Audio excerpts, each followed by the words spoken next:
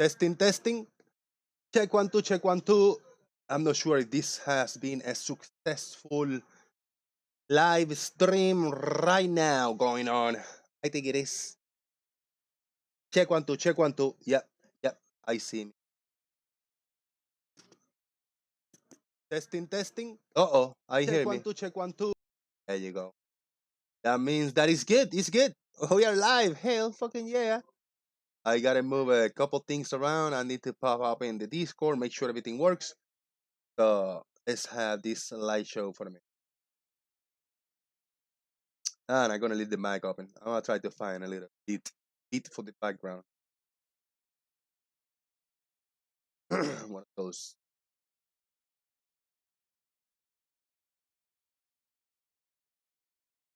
Because I will trying to figure it out.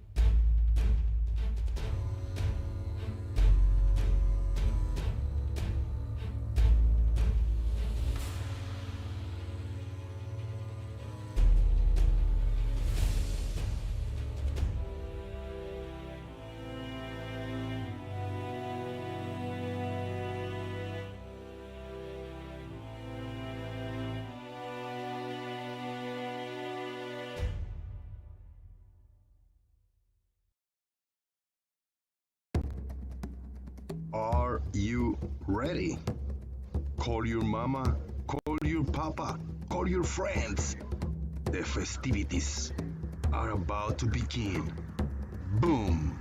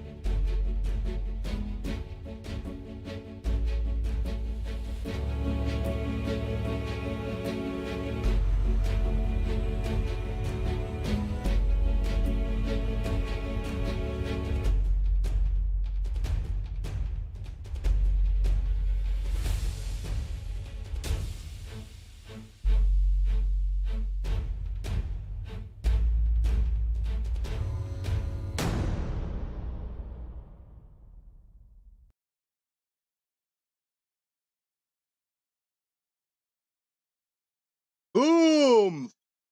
Fucking mosquitoes are killing me. The mosquitoes are out. I got the frogs over here. That they say they've been taking care of the mosquitoes, but they are not.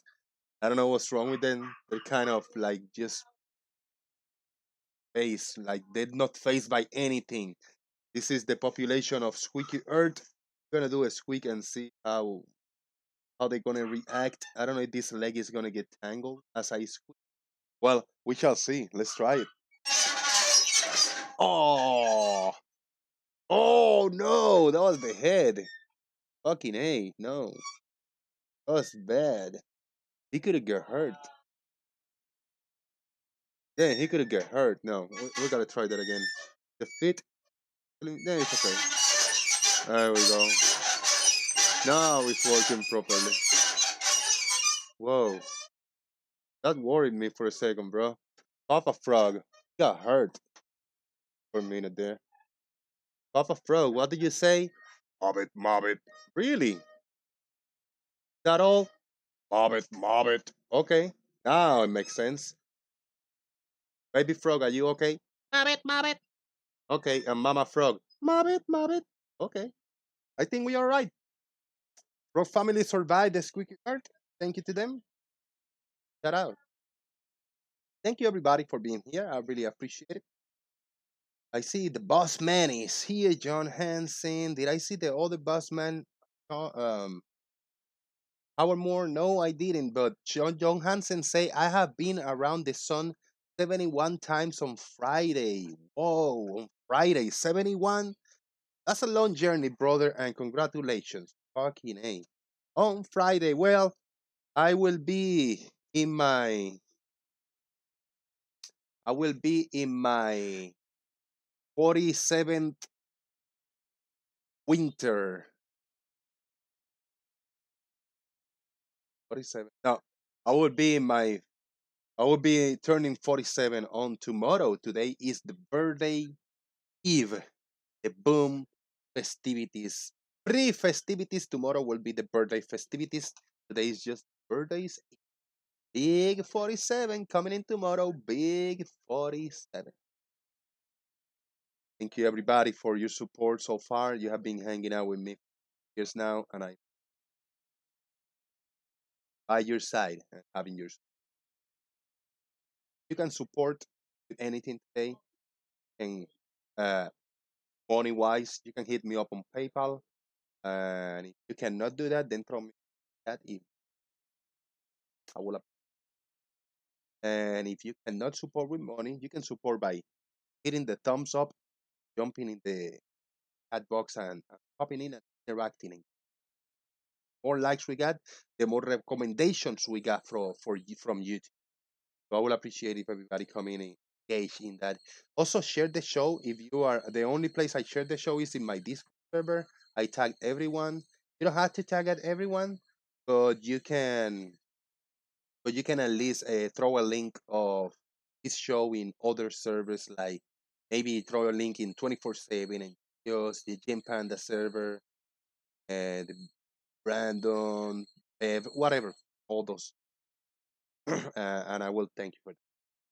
Sean Hawkins, I see you. Yomongus, what's up? Tiny Captain, hello. Earth is live. Whoop, whoop. Oh, I'm wearing my boom hoodie today. This hoodie was a present from Genesis. Genesis, using Genesis in the chat box every once in a while. Shout out to Genesis. Thank you very much for sending this beautiful hoodie. It's starting to warm up again. It was really cold the past 2 days. Was surprised out of nowhere after a big rain. But thank you to you, Genesis. I'm able to in sweat warm. Real Cygnus, what's up? Rachi 00000 or Reishi O or Reishi 50. What's up? There are other ways that you can call her, but I like Reishi 5. Rachi 50 is supposed to be Reishi 5. From Jesse in the house. Mark, ding! I see you, brother. What up? Fred Bailey, what's happening, man? Joe Mongoose. Oh, I gave you a shout out already. I cut that. Devil's Advocate. Whoop whoop. Steve Wilson. I might repeat a name. Maybe you're special. Maybe. What if I didn't have any audio all this time? Well, that would be horrible. Citizen 9, what up? Blue Marble Science. Whoa, whoa, I got a laugh on my head. Whoa, I see it right here. Whoop whoop. I'll read it in a second. I'm getting there, brother. Citizen 9, Sean Smith. What's up? I don't want to miss anybody. I want to properly thank you and welcome to the show. John Hansen, Extra J, Jonathan Clark. You man, what's up? Michael Hemi. Whoop whoop. Tirras. Anamorphic Mind. That was a $5 super chat that popped in just a few seconds ago up here. Thank you, Anamorphic Mind. He says, I want to make a joke about pie in honor of today's date, but I'll just go on forever. 3.14. Wow, that's the smartest super chat I have in a long time, bro. Thank you for that. Now my brain might explode. The Stingray in the house. Ooh. Tommy Grunwald, what's up? Hapax Legos, whoop whoop. H.R. Fosler, welcome. Are you new? Because I am new. Good to have you back. Welcome back to this channel. Hails to the yeah. Who's got 2 shout outs? And it is very special. All right, the chat box should be popping up at any time now and should be popping up right somewhere around here. There you go. All right, let's see if we can pop up in the Discord server, the Daily Boom, because there is where the festivity will take place. Remember, yes, today is Pi Day, which is 314, but what's most important about the pi is the P in pi, because if you double that up, it means PP. PP is an abbreviation for PayPal. So if you want to support, remember, there's a PayPal link pinned above in the YouTube chat box and also in the description box. Thank you very much. Let the pie jokes commence. If you got a good pie joke or a meme, please pop it up. And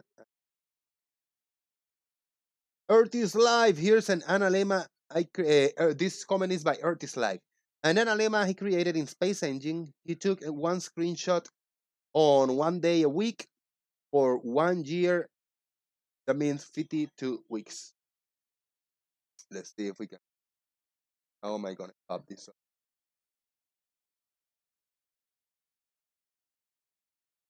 I'll download. I'll download it. Yeah, I'll download it.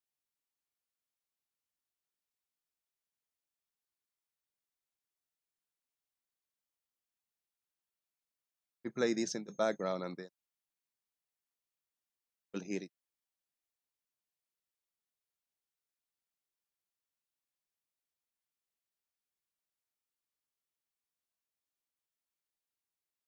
Now we talk. Now we see. Very nice.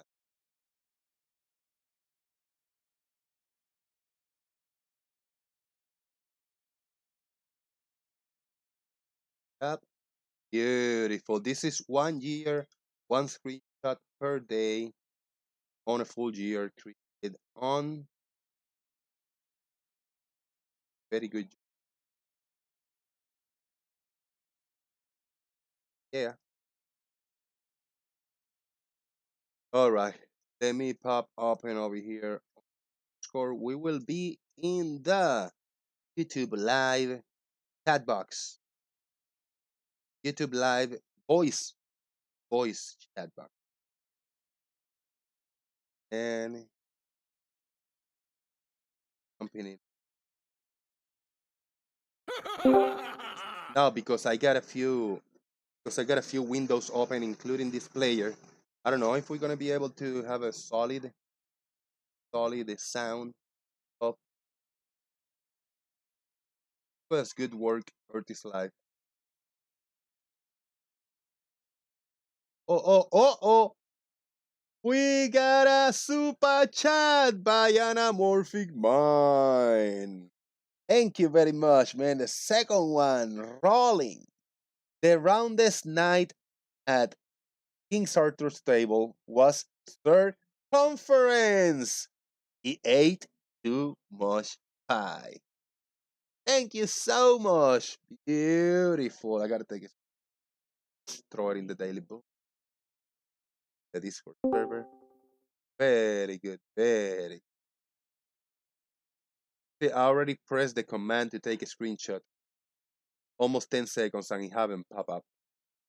There you go. Now the screenshot is the opportunity. It's super lagging, super slow. A laptop, I don't know how much life it has. We're working with what we. I think we have a few guesses in the Discord server daily. Boom. Who do we have over here? Because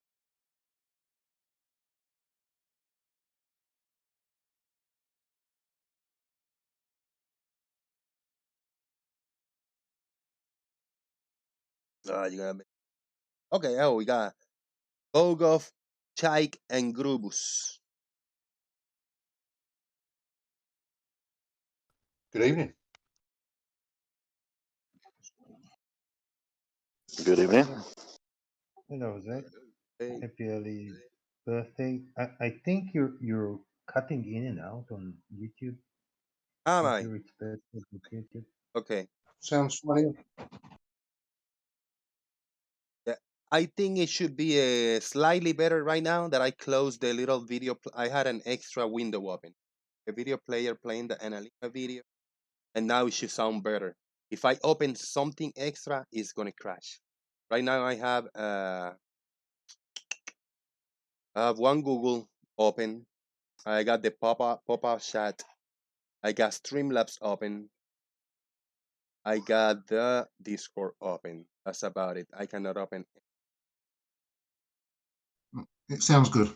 It sounds fine. Okay, it sounds good right now. It's gonna be might be a struggle for here.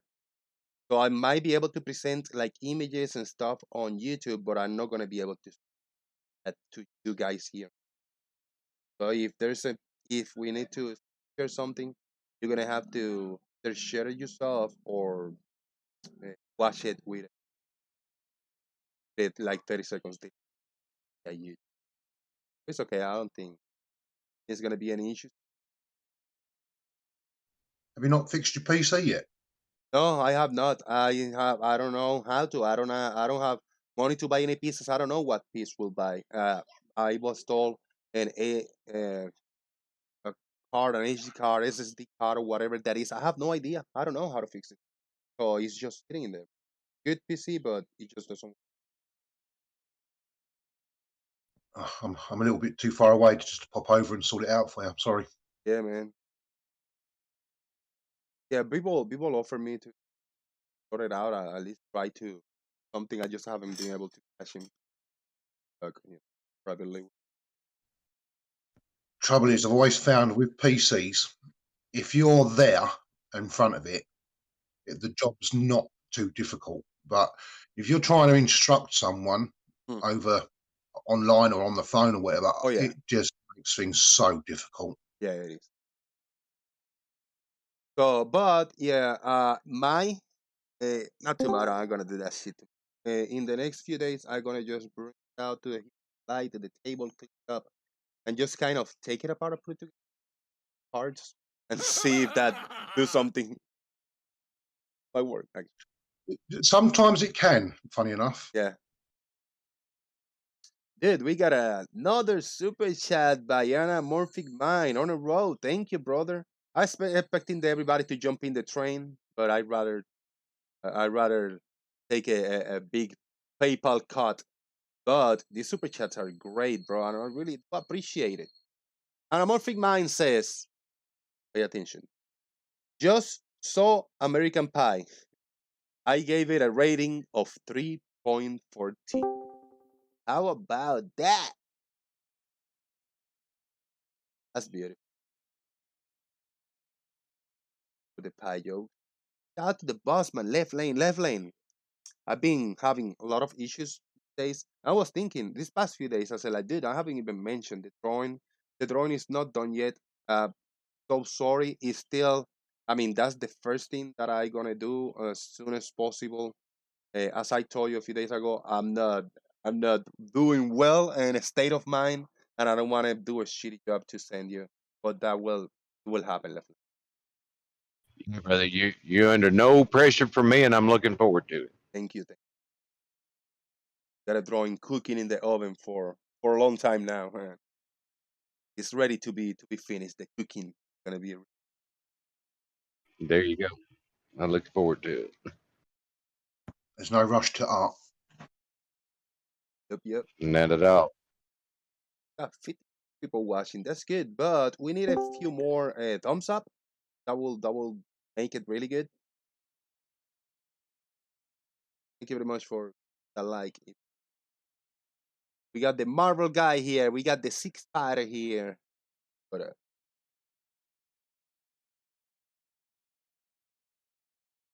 Hello, hello, hello. you know who? There was a guy that used to greet like that. I mean, I kind of did it one or twice early in my daily book days. I wanted to do like Jim Carrey, you know. He was in a movie. Oh, hello, hello, kind of creep. But then this other weird guy came along, flat earther, and he took that. Hello, hello, hello. What up? That's like Travis. Went through.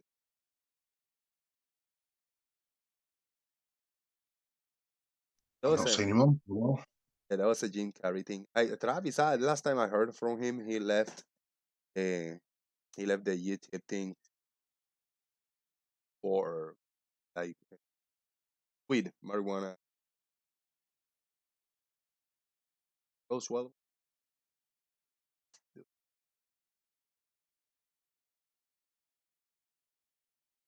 Marijuana.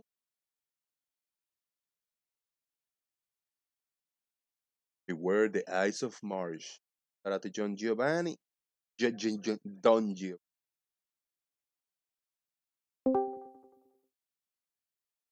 Wanted to wanted to be Gary Wevenga an opportunity and tell me still rolling back up. Last night he threw a very disrespectful comments in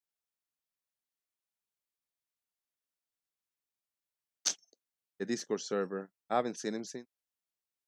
Uh, just very untasteful engaging with. I don't know if he does it as a defense mechanism, but his argument point. and he go like some flat earthers go to a defense mechanism of calling people users and girls. I hope Gary not doing that for that reason, but he's still doing it, still attacking people and calling them fucked up. That's what Gary is. So I want to give Gary an opportunity to explain himself. Why is he calling male participants and men? Why is he calling them girls? I want to know that. Depends on what he's saying. He will then still come in and talk to us out of the book. Not because I'm sick and tired. A little bit of time, coming in and finding the latter on insulting personal attacks. And I don't know, it's just my take on it. What do you guys think? Too hard to block somebody because they just cannot control themselves and start calling all little girls and girls and No, I think you're right. You do have a right. I know I'm not gonna be popular because people enjoy Gary. I enjoy Gary. Cannot do that. Just that silly joke can take a Discord server down. I mean, that's a personal attack. It's sexist, and Discord, Google, YouTube, all these places they don't appreciate that. And now with the very very fine rules on Discord, that is just unacceptable. Of people changing people genders and resulting in that.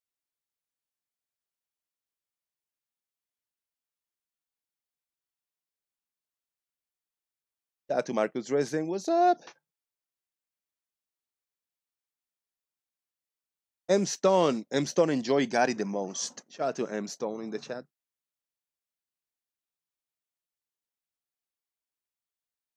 I'm not sure enjoyed is the word. uh, well, enjoy the time. It's like a wreck, like a big. No, Sean, no, I'm gonna do. If I block somebody from my server, it's gonna be me. John will happily block him if I came in a mod role. No, let me do it if I gotta do it. It's like a disaster, natural disaster, which is something like amusing, kind of beautiful, very dangerous and not cool at the same time.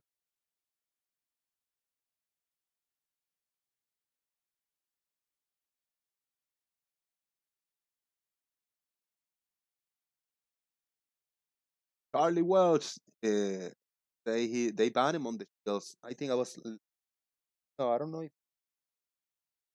think it was Lucky Fish. I was listening on Lucky Fish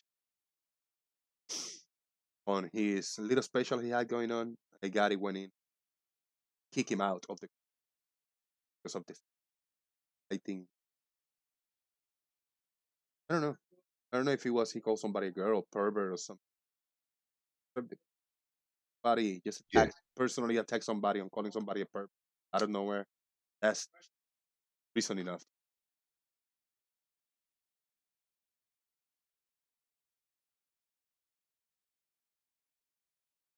If he's behaving that way, he's only got himself to blame. Yeah.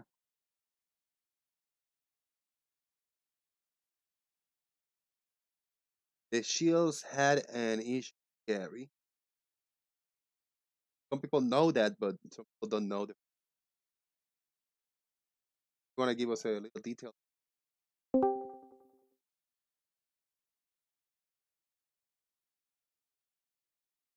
Anybody? I don't care. That's one show that I don't actually watch, to be honest. Never enjoyed it.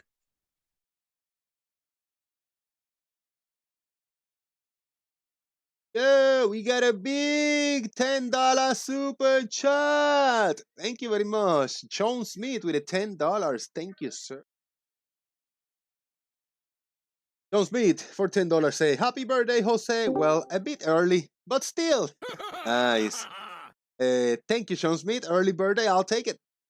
Gary thinks the world revolves around a vanishing point, which explains everything in his mind. Oh, and Rayleigh criteria. How to say that? Thank you, John Smith. I appreciate that. Yeah, my birthday is tomorrow. Big 47.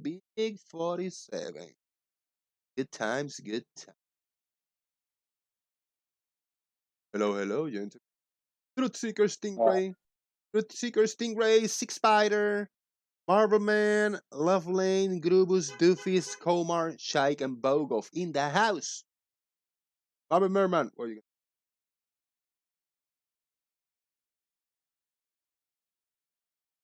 Give me a few minutes. I'm actually at work, so give me a few minutes.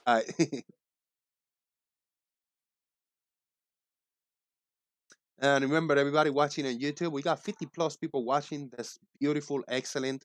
For a small channel like me, I consider a small channel on there, just a few thousand subscribers. This channel don't have just slightly over 1,000 subscribers. I have like 1,020, 1,020, 1,030 subscribers. That is beautiful. For 54 people watching, I am very, very happy with the way with what we're doing here. We get a big crowd of people just hanging out and supporting that way. Oh, I think we got a screen share, and I thank you for the screen share. We need something cool to look at over here. Let's see who's sharing. Who's screen sharing is the Stingray. How you doing, sir? And thank you for screen sharing. You're up. Yeah, so this is just for Gary and his interesting 2 points together can't be resolved bollocks. So, Gary, this is your issue. Over here I've got a camera. It is shooting out and detecting loads of photons from this object, and it assembles them in pixels. What I've done is reproject the pixels out to the vessel, which is this tanker. We're looking through the image here on the right. Now, as it gets further away, these pixels that represent it will get bigger and bigger and bigger and bigger. But sorry, no... I apologize for interrupting you in the beginning, but if anybody over here on Discord is not too familiar, you can watch the Stingray presentation in real time. If you hover over his name, click on it, and watch on Stingray's name is going to give you an option to watch this. That way you can watch the time here. Sorry for interrupting. Carry on. That's all right. So, Gary, the issue is this. Right now, the side of this vessel is about 10 pixels high. Now, if I take your religious fanatical belief, I would have to commit to saying that the bottom half of these pixels, the bottom 5, are going to disappear quicker than the top 5. And I don't believe... You have to come up with a mechanism to explain that. And like you say, if it's angled to the surface... then you need to tell me what angle that is, because this is new to science, saying something disappears if it's above a surface, if it's very acute to it. Now, your example, and all flat earthers' examples, is utter fucking lunacy, because you don't deal with a perpendicular when you say, well, look at a chessboard. All the chess pieces become distant and you can't resolve them, like I'm showing here looking down this hole. But that's because the detail there is off perpendicular to my vision. If it's on like this, there's no problem, no matter how far away it gets. And if it gets far enough away, then the pixels get big enough. Guess what? They all get big enough, equally. And right now I've still got 3 pixels that will show me the entirety of the hull. Yet, we don't see that. What we see in a P1000 is when 300 pixels can actually take it up, we're missing the bottom and water appears to be there. So my question is, if we take away the water, is the bottom of the hull still there? You need to explain this fanatical belief in detail, Gary, honestly. I was wondering if you might, I know this is giving him more credit that he deserves, if you might be able to add a surface to what, oh my goodness, why is there always a phone call when I'm talking? You have an incoming call. All right, let me try that again. If you could add a surface to that, and in the same way that you're casting a checkerboard to that, cast a checkerboard to that surface, if you could make it a different color for the squares, that would even be better. I shall do that while you guys talk in the background because I forgot how I did a projection. It's not as easy as you think in Blender. It's ass about face. But I'll leave this up while I'm doing it. Thank you. Sorry to make you do that. more. That's just to quell anything that he might return with, retort with.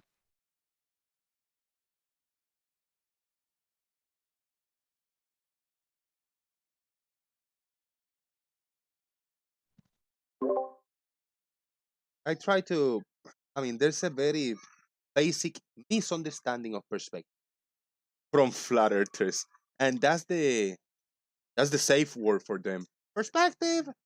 What's your safe word? Perspective. And then everything else came along with it. Another 100 things. Nice perspective. But if you are building a base of your reasons, I do it in quotes because there are excuses of reasons. If you're basing that in a foundation which is perspective, your understanding of perspective is just not correct. Because perspective, the way perspective works, it dictates that never, ever, ever, under any circumstances, on a flat surface, things will disappear from the bottom up just due to perspective. On a flat surface, never. You either have to put an obstruction in the front, physical, or it has to be physical. You cannot conjure some magical, phenomena because then perspective wouldn't work. Then that wouldn't be perspective. It would be magic.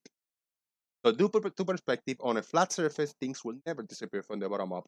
They will start reducing angular size and they will appear to get smaller and smaller until you will not gonna see it. But the rate that they will appear to get smaller and disappear will be uniformly. North to south, east to west, up and down, left to right, will never disappear from the bottom up due to perspective. Sorry, I had to rant, and I explained it slowly. Hopefully, I don't think they're listening. They will disagree with that. I don't know why, because that's the basics of it. Right, and there's another catch that they try to bring up for perspective. They always say, well, not all of them say this, but some of them say perspective is optical, which is hilarious because we can show perspective in like computer modeling software where no optical device is involved. So clearly perspective is not just optical. It's something that's geometric in nature. Yeah, I've done it, Doofus. It's really pukey. But anyway. The pukier, the better. Yeah. But yeah, that's the camera view, and we can see that, like, the pixels go down and take up exactly the same amount of space, but we can see how they look on the surface. Any straight-on surface to you gets a square. Obviously, the ground gets these huge elongated things because that's Gary's foreshortening, kind of. Or it's just projection. Yeah. And yeah, it doesn't alter the fact that the bottom and top of this boat, it's just, I think I'd work with him and I'd love him to try and explain this. I really would. He'll say it's angle to the surface. Then if it's angle to the surface, Gary, or the relationship between this pixel here, and this is one pixel, one of these squares is a pixel. You have to explain how this pixel here, this blue pixel, or one of the white ones at the base of the hull, do not make it to the camera sensor. Because that's hard to do unless water's in the way. And then it's very easy to do and works every time. But oh well.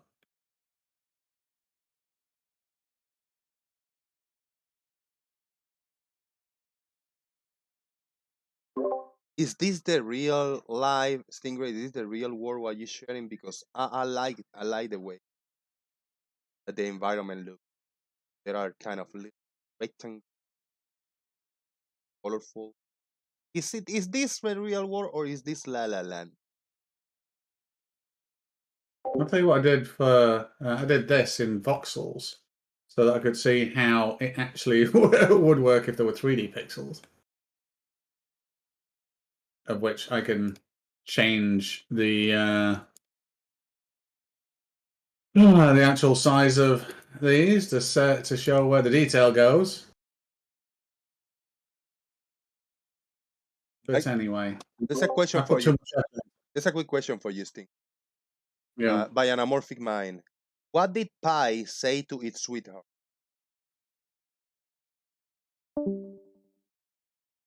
No idea. You look radiant today. Thank you very much.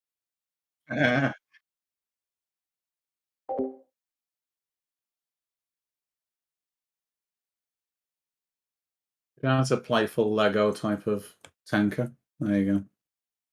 I know, and I think if you break this down and make a Lego piece, you can actually like like this. Yeah. I 3D print loads of stuff. I love it. In fact, I'm going to have a shed built in my garden that's going to be a little workroom and a 3D printing room. So I can just print shit all day. Getting any feedback from your interaction with Aishi? Oh no, but I do. No, besides correction, yeah, I completely inverted a magnifying glass, which is a bit weird. But yeah, it was 2 a.m. That's my excuse. There is no excuse really, but it was like 2 or 3 a.m. But no, I'm still waiting. I just asked her in the chat for the shape of the flat Earth, so that I can just add it to my flat Earth model. Like a continent's layout, or like the outside parameters, like the parameters, like the outside. Yeah, I mean, the interesting thing is, people think, oh well, there's no map. Well, I don't give a shit about a map. A map is a secondary level of detail that's actually for the purposes of being able to test. A map is quite irrelevant, because simply with the words flat and orbiting sun, I can test everywhere on flat and orbiting sun. I don't need to test, Washington, Florida, the United Kingdom. I do not need to test that. I can test everywhere to see if it matches with reality. Or I can say, well, I'm going to go to a place on this flat surface that matches my reality outside. And it never does. And it never can. And it never would. And there's a reason for that. But I'm interested in what kind of... I'm just interested in new flat Earth ideas. And Rachel described a shape that I've never heard of before. Because she described it as an infinity shape that bulges in the middle. And obviously an infinity shape doesn't exactly bulge in the middle. So I'm interested to see what it is. And then, yes, I might put continents on it, but that won't be the test criteria. So it'll be interesting. Still not going to make the sun work, or the moon, or physics, or light, or weather, or tides, or star trails, or, well, anyway, that list is rather long, but it'll be interesting to see anyway. Pinpoint asteroids in orbit, then hurl y'all thousands of miles an hour. All right, good. In the background, people heard it out of nowhere, like Earth is Live video. I had it in a tab over here, and it just started playing it. Big shout out to Tusk. Tusk hit me up with a super chat of £3. Thank you very much, Tusk. The next person to make a pie joke bombs dead cats. And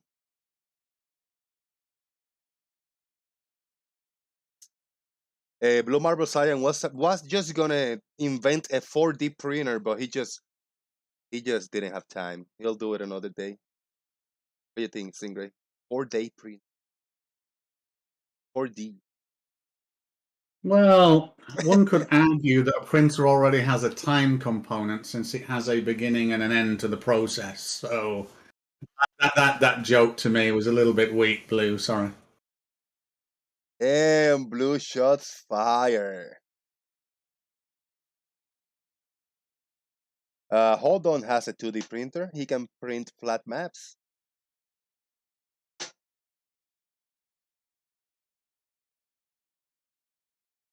What is a 1D for 1 dimension? Stingray, is there such thing?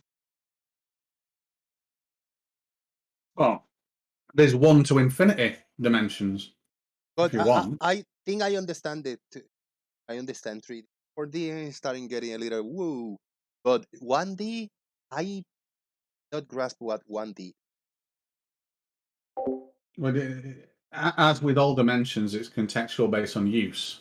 So it's not, you can't think of them as spatial dimensions. Yeah, So- think about Flurf's brain as one-dimensional. Well, you could say 3 dimensions in a 3D object are length, width, and height. So 1 dimension is just length.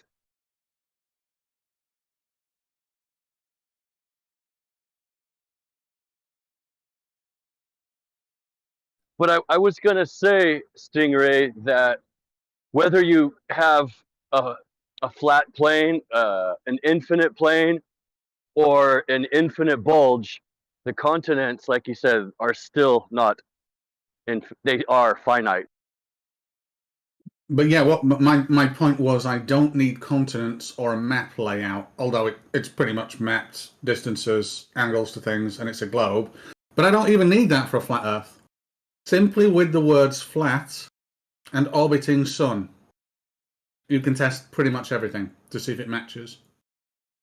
It really doesn't on anything.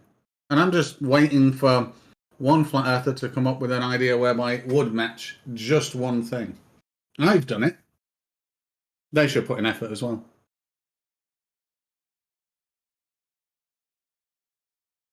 And my first comment was going to be, I always suspected that Gary was just a soundboard. But after hearing Earth is Life's latest video, I'm more convinced. But now I've heard that he's become an abusive spam bot. But anyway, I didn't hear about that. But yeah, Gary on a loop. We have to put a beat to that. Welcome to the globe, Gary. Oh yeah, he is very. I mean, the conversation I had with him was just very abusive towards me. I mean, yeah, I tried to explain, just like, Gary, calm down. You know, if you want to have a civil conversation, don't scream and yell. But then he came on the attack of me. He's like, "Oh, you need to stop drinking." Okay, I am drinking rum and coke. Actually, yeah, I take back that welcome. He is no longer welcome. Oh no, but then he did state, and I am okay probably saying this right now. Sorry about that. Just gotta clear my throat.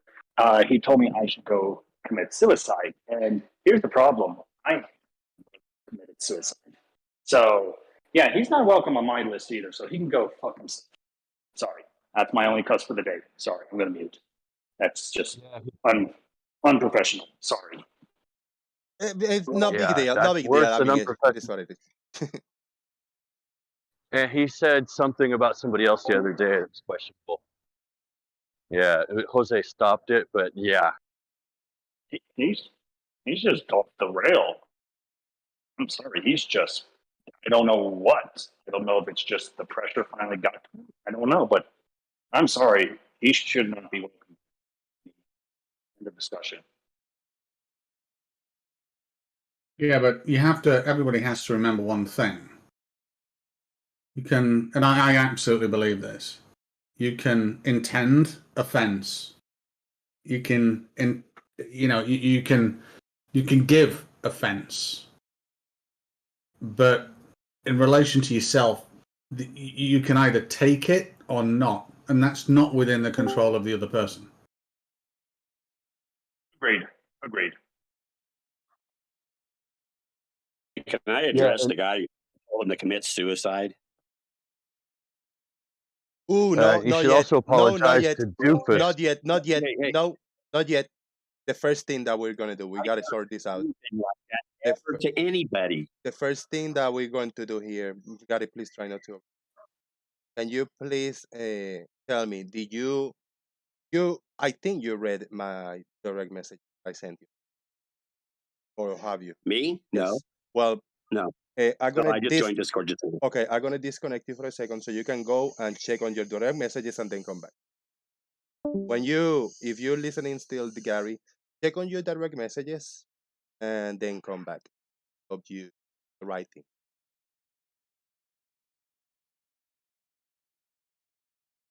And then some direct messages last night, and I mean, yeah, he might have not joined this.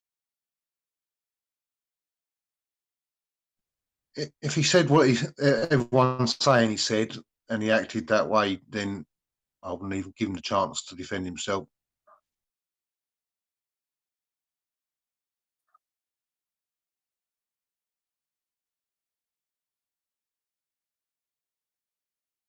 And while he's doing that, I've got a question for the panel.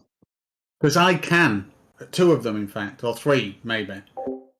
Can anybody name a nice, current flat earther?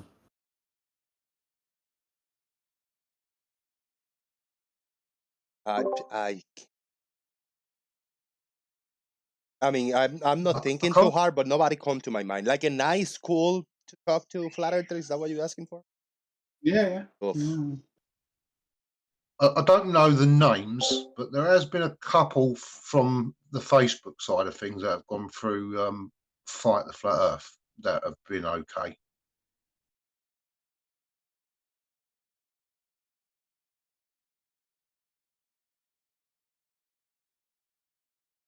I want to see how many nice flat earthers there are, and also a more interesting thing is when a flat earther becomes a globe earther.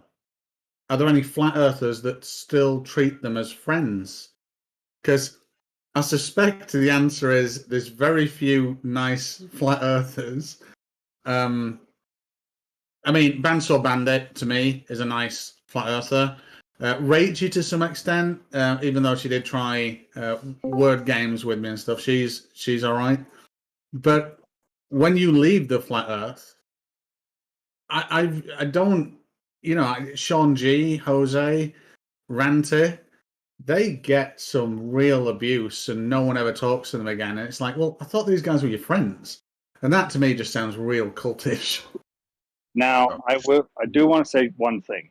He may have not said that directly to me, and I will accept that was not directly to me, but he has been very abusive. I will say I was wrong about that because I was emotional. But he has stated no. Hold on, please. Hold on 1 second. I don't want to get there yet. I want to just finish this. I will explain. You have said it in the past to other people who believe in the globe. Please, Gary, please don't interrupt. Let him say his piece, and then I gotta say something after him. Okay. You have said it in a way very offensive that saying anyone who believes in the globe should end their life. Again, I'm very emotional. I can be a little bit when I get angry. I will accept I was wrong a little bit. But you have had flat earthers who say anyone who believes in the globe should commit suicide, and you believe that of a flat earth. And I will accept I'm wrong. I will accept I'm wrong. Before you answer, so, Gary, Jose, if you need to kick me. No. I'm gonna give Gary the chance to answer you, but first, only one thing I will like for Gary, and you have to give me your word, and I will take your word. I will appreciate if you don't do that anymore. Don't bring details. Don't tell any details. But I hope that you accept the message that I sent you. I don't want to give any details. I didn't mention anything. But are you okay with that? With not doing that anymore? Is that fair to you? And then we can move on. I erase it, but you know what? It goes both ways because I get called all manner of names in here, and you know it. But you don't do anything about these guys to me. But that's fine. I'm fine with it. I have no problem with it. All I did was call them a silly girl because that's a good way of getting to their goat. Exactly. And that's all. I erased it. I won't put it in there again. But this guy is a freaking liar. I have never told anybody to commit suicide. Never would tell anybody to commit suicide. Not even if I hated the person would I say that. He lied. Now he's trying to make it up. He's trying to reverse his course. And then he said, "Oh, other flat earthers may have said that, and he agrees with other flat earthers." That's such bullshit. That guy should be deleted off your channel. That was total hogwash. Okay, how about this? You know what? I will let Jose make that decision. Jose, if you think lied. we should leave, You lied. No, hold on, Gary. Yes, you lied. You lied. You told a flat out lie. You made something up, and now you're reversing course. Show me the clip. Show a clip where I ever agreed with anybody who said that. Now, I've had that said to me many times by guys like you, but I've never said it to anybody. Nor would I. That's ridiculous. Have I said that to you? I got something. I got a way that this can be resolved. This can be resolved either in Gary's channel or in Marble Merman channel or in the groups that they usually hang on, because I would like to keep this channel, this server, kind of leave this type of personal issues back and forth outside of it. It's kind of a good to kind of just touch a little bit of the surface, but I don't want to go too deep. I don't want to deal with any of this, because this did not happen in my channel the first time. Any of these accusations or all this back and forward, it started somewhere else, and I would like that place is the one that is going to decide what will happen at the end. I like Gary as to keep us entertained, and the opposite view. I like Marble Merman to be here, so I don't want to get rid of anybody. I don't know what happened and where it happened, but hopefully that you guys can sort it out somewhere else. We are here now, and we will try not to call male female. We will try not to call females males. We will try not to personally threat or attack or do sexual or racist innuendos, because Discord and YouTube do not appreciate this and do not agree with it. I would like to keep moving and try to talk about the topics we are interested in: science, earth, physics, math, and all these optics and all this kind of shit, and keep it a little more light and fun. You can say fuck, you fucking dumb, you know, motherfucker. Okay, but do not personal attack each other. That goes for the YouTube chat box and for the call. I think we can move on for this and start fresh and have a little bit of fun, for fuck's sake. It's my birthday I'm just gonna say eve. it one more time. Yeah. I didn't attack him. He said it to your channel on you. I was listening. He said it to you guys as if I said that. I never said any such thing. You've never heard me say anything even close to that. I've never threatened anybody for any reason whatsoever. He just simply lied. And now he's backing out because he knows he lied. So that's enough. I won't say another word. That's fair. Yeah, we cool. We'll try not to go to that hole again, and we'll keep our heads held up above the dirt now. And happy 314, everybody. I will admit it was a little emotional. I do agree. I might have done. There are flat earthers that he may agree with, and we can talk about it at a different time, who have said that. It is offensive. Gary should denounce that.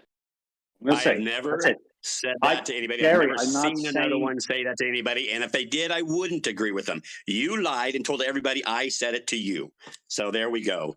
Now you're backing out. Just be a man and admit you just made it up. We don't need to like B-ball. Yeah, we don't need to either admit or refuse or do none of this. We just need to bury that and push it to the side and not entertain it anymore. Don't expect anything about an apology or taking anything back or about appreciating, or let's try not to bring it back. Let's try to just push that out of the way. That's really not interesting. Interesting is if perspective are gonna drop shit from the bottom up, which it never does. That's interesting.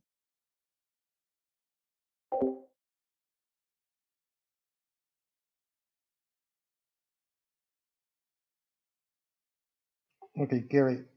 Last show, I said I'll try to model this mountain thingy. I used material that I've got work to do. I've got paperwork. I'm not going to talk right now. And I'm pissed off to no end right now at this jackass who lied about me. I'm not. I got to calm down. Calm down.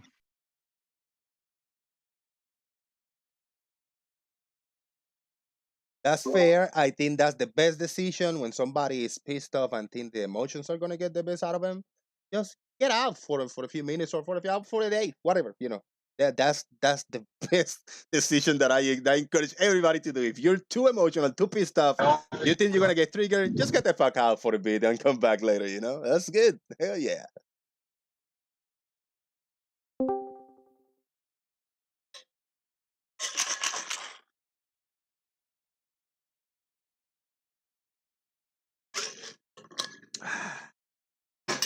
My mic was on. Good shot of hydration for me.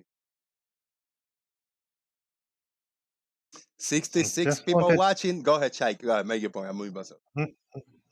I wanted to address this nice flat earther thing. It depends what day it is, right? We had good interaction with Bran last 2 times, right? It was, can say, nice. I can talk to Meryl sometimes. Sometimes it's crazy. I don't know. It depends. Not every day they are nice, but they can be nice.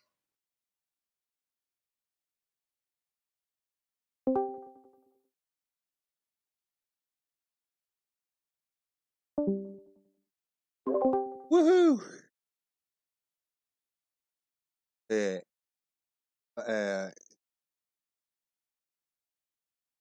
I know that. They were talking. I was going to read a comment. I thought they were talking about you, Marble, about Mabel, about a gift that I got going on. Nothing to do. Shout out to everybody. Let's ask M Stone. What are your thoughts on that little bit that went down? Are you happy with how that was handled? Give me your.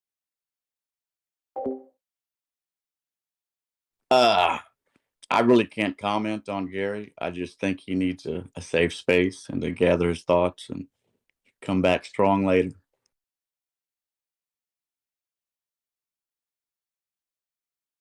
I think, but the best choice he did was to just leave for now because he actually say I'm pissed off. That's good.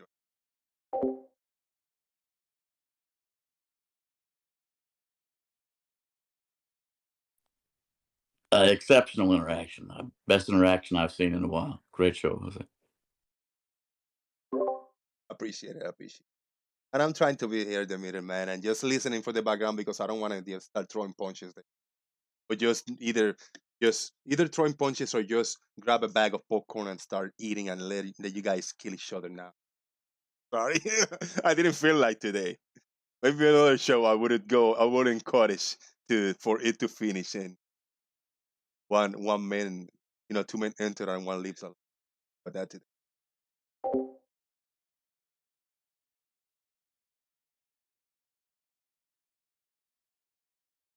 And I think Steve Wilson, I couldn't say it better. Steve Wilson say it.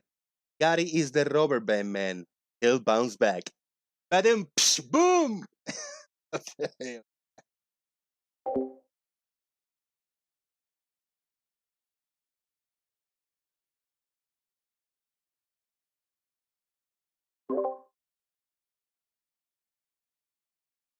I wanna thank you guys for being server. We have Alkay, Big Blue, Bogov, Ro Alem, Shaik, Komar, Doofus, Fred, Trubus, Left Lane, M Stone, Marble Merman, Sean Smith, Spider, the Rumpus, and this thing, the Rumpus. Did you hear? Somebody was summoning you a few days ago, Rumpus. You didn't hear that. You don't have to. Your Peter Tingle is not activated. You don't have any spider senses. When people summon you, you should show up, Rumpus. How you doing, man? Yeah, though I saw this thing that Rachie had with Stingray yesterday, God, and I just wanted to be here to make sure that none of the errors that were made in that are repeated, and that perhaps if she was here again today, she might get a proper explanation of how things are working. I think Stingray had a very bad day then. Well, the Stingray is here. Maybe there's something that resonated with you that you would like to explain better or take a different approach. I'll let you guys go. I'll let you get the floor. I can't remember. There were lots of. He wasn't answering the questions properly that she was asking, and then there was So I wondered if she was going to be here today and she wanted proper some Was proper the explanations. first 30 minutes okay?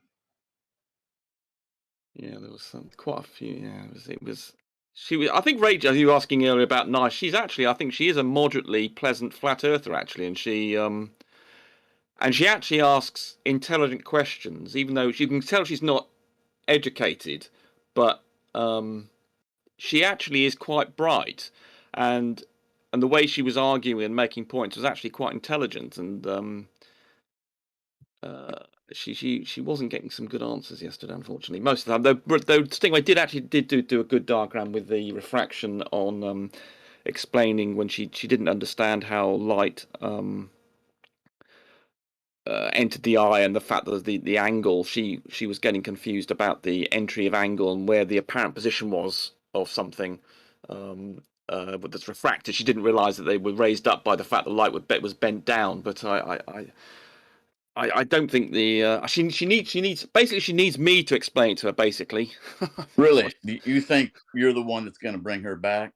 You don't think that? Well, I think I can explain some of the things that she was having a problem with. Obviously, you can't. If someone wants to be a flat earther, they are going to ignore the evidence sometimes. But there are people. I get the impression that she's on the fence because she did some stuff with Blue. Who was it? She was trying to answer. Was it Blue Marble? She was talking about buoyancy or something. I can't remember. Gravity, and she was actually made up. Although she was copying the basic Newtonian equations for gravity and F is equal to mg and things.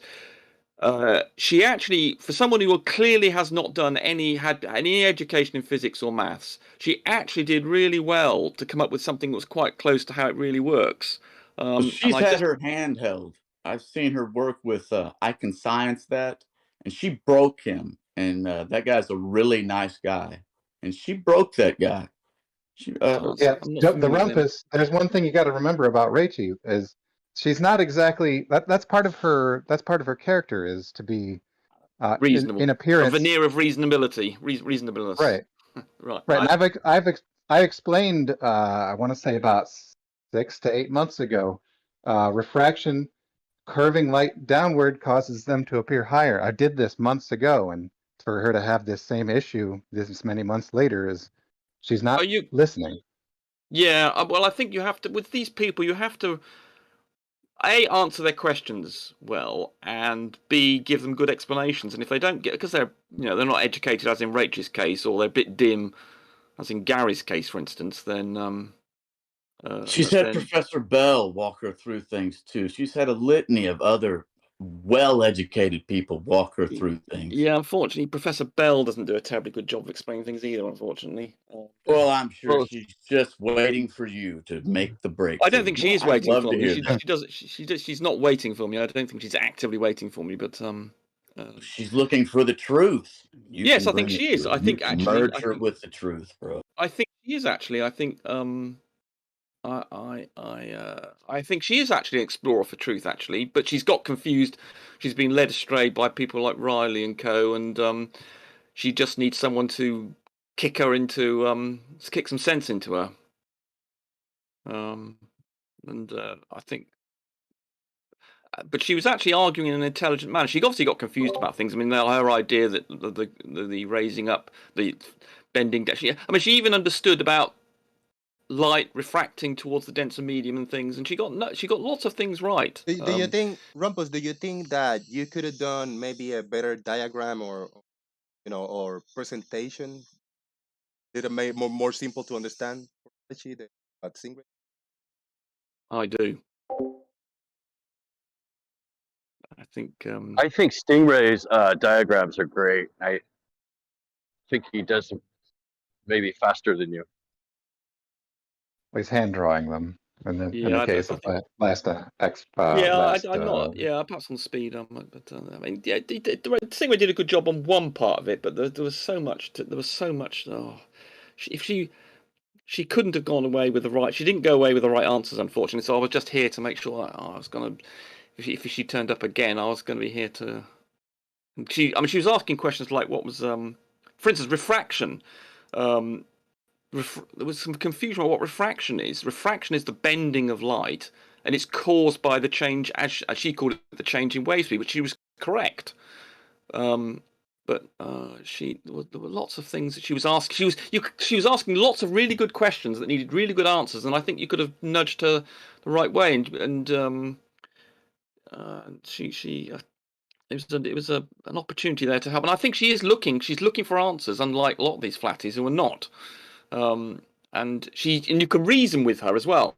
She seems to understand. When she gets the answers, she does not like them, and she just throws them away. Perhaps Yeah, but she was asking. It's almost as if the questions were getting fed to her. Almost. You mean the answers? Well, no questions. But some of the questions are copied word for word, and if they're not word for word, they're just restated in her own words. Yeah, there are some. She articulated something clearly her own. I mean, she's not like a parrot of QE or. I mean, she obviously does hang. It's a combination of all of them, really. Yeah, she does. What was Brian's the logic, QE, Nathan, and. Do you think Riley has a pull on her approach? Well, he certainly seems to be. There seemed to be something of that, but she was definitely using her own terms and her own approach to the issue. I can't remember. I've forgotten. Yes, damn it, I can't remember all the points now.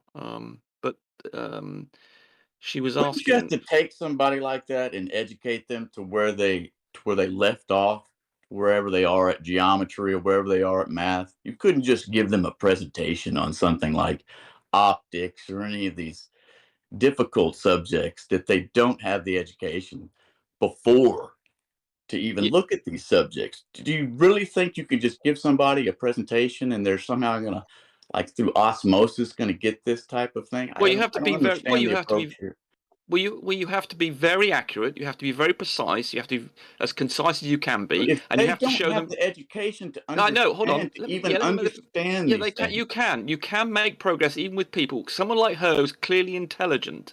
You can make progress, but yes, I'm not saying you can get there one day because hasn't she made any progress? Why hasn't she? Well, possibly because of the interaction. I mean, I don't think she was given over a year, Rumpus. Yeah, I mean, I don't know how many one-on-ones with. I mean, you say you've spoken to Diffs. I mean, you're quite good at articulating these issues. So, I mean, okay, I mean, perhaps I'm being a bit naive here, but if you're saying you've explained to her why things are raised up by refraction, can I just, Rumpus? Sorry, can I just put in? I couldn't completely agree with you. All right, okay. I think from a Glober side, we tend to argue from a base of science, which is something they don't understand clearly. I mean, you say that you got them on defense. Can I just finish? What we need to do is we need to be arguing on from the aspect of philosophy, which is something that they do understand. Yeah, I mean, I think M. Stone's point is he's actually got. There's a core point. Valid point in what he's saying is basically we have got to fill in about 5 years or something of missing education in about 5 minutes, and he's basically saying that's an impossible task. Now, I think with something like the issue of refraction that she was talking about, you can, if you concentrate all that. I mean, if someone doesn't understand things like trigonometry and angles and things, you've got a real problem. But she's got just enough education, I think, for us to be able to make progress. But you are, in many cases, having to fill in 5 years of missing education from the ground up. So unfortunately, you don't spend most of your time talking to them about the issue at hand. You have to fill in, you have to explain to them 5 years of high school education to get them to the point you can then explain things to them. But I think Rach is just on that edge there where she understands just enough and she's intelligent enough to take on board information that you can take her away. But yeah, I mean, it might be naive, but I think with someone like her, you've got more of a fighting chance. But yes, there are lots of people. I mean, who can I think of who just I mean, someone like Gary, for instance, is a bit dim and he's not educated and he's not interested in learning, and that's just a horrible toxic combination. And someone like QE is very dim, certainly not interested in learning. There's another, and obviously very deluded. I mean, if you're religiously deluded, that obviously is a real handicap. If you believe from a religious point of view, like was it Ken Adam or whatever it was? I think it was Ken Adam, who when he was faced with a debate with that's neither physics or science guy. He was said if there's a conflict between science and the Bible, he's just going to go with the Bible, and that's his position. So with that, you're stuck there. But someone like Rachie, I think, can be turned with just some good explanations, and these people need diagrams as well. So I think Stingray does a good job in showing them diagrams, and certainly the stuff for the Earth was good. The 3D version of the Earth and the angles and things. The Stingray is at least number 2 in best diagrams. You should be number 1, at least number 2. Yeah, Stingray is obviously in the 3D map. Well, I keep on. Stingray was very kind to me and gave me well, no, I probably shouldn't mention that. But anyway, yes, I should improve my 3D stuff, and I keep on, as for my rect observation, I'm trying to do a 3D model of it, and I'm trying to do other 3D models, which but I don't feel quite. I can do quite. Other people are complaining about how long I take with my diagrams in 2D. I take even longer in 3D, so I'm not subjecting you to 3D stuff. Sorry, was listening in the background. Yes, but Rumpus, your voice is so condescending and annoying.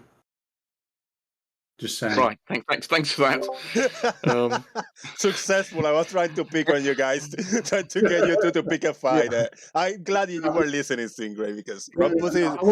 And I was just trolling. I was just trolling when I said that you didn't draw diagrams fast enough. I was just trolling. Yeah. Oh, were you? But responsibly. No, if you listen to the caveat, it was, I'm not a scientist. I don't know enough about refraction. All I've got is decent spatial awareness and to be able to test statistically models and things whereby I can determine it's 100% the globe. That's all I said. The rest of the stuff was the best explanation at 2:30 in the morning. Yeah, I'm glad you qualified it with that, actually, Stingray. I thought that was well done. I was very humble of you. That was good. There was one other thing that's worth mentioning with Rachie was there are occasions where you think you're reaching some sort of common ground. Well, she'll throw up some sort of, I don't know, some sort of flashbang for effect. Where, like, just with the Stingray, just recently, she said, were you looking through a window, a car window? And she said, there's obviously no refraction there, and it's glass. Which was odd, because glasses are also made out of glass. Right, and no, they she was definitely correct. do refract.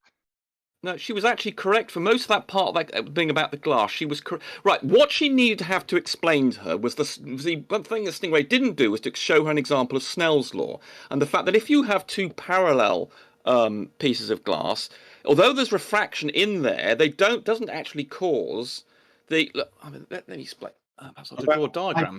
By pieces of glass, you mean boundary conditions, right, Rumpus? You keep on calling boundaries. They're just boundaries. I don't think you need to call them conditions. They're just boundaries. If you like to share the screen, I'm happy to present you for that. Okay, let me. There's an example. Yeah, okay, let's do that. Let's give you and see who's complaining. Well, who's taunting me with but someone in the chat also said I was slow or something. So you're not. This guy Rumpus, you built yourself up now. This better be concise. It better be, yeah. Non-condescending and pleasant. Oh, I didn't say it wouldn't be condescending. When did I promise that? Go. Where did I promise it wasn't going to be condescending? Oh no, condescending's fine. Pleasant to look at and expedient. There you go. Go. Okay, right. So, can you see my screen? Can you see anything here? No. Yes. Let's light this dumpster fire and have some fun. Hell yeah. The Rumpus, you are up. Yes, sir. Up full screen for the YouTube. Right. Okay. Let me just make this a bit thicker. These lines. So let's. Who was the guy who? A quick announcement for the audience. Thank you, 60+ people watching. Don't forget to hit a like, share the show, and I accept PayPals or super chats for trolling reasons. So if you need to troll for interruption purposes, I will really appreciate it. Sorry, the Rumpus, you're up. Right. Let's make that a bit. Right. So here we have. Just make this a little bit lighter. Right. So let me get rid of that. Rumpus, I'm just a little bit of comment. I'm a bit bored, but yeah. Right. So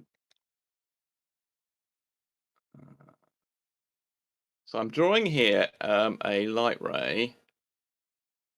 Let's just move this a bit back here.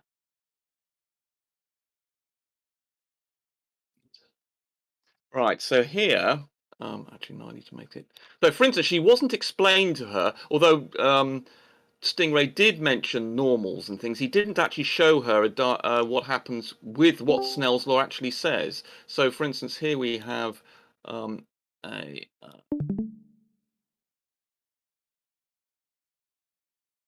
this is what a light ray will do. So this is and this. Right, so so if we have something like some glass here.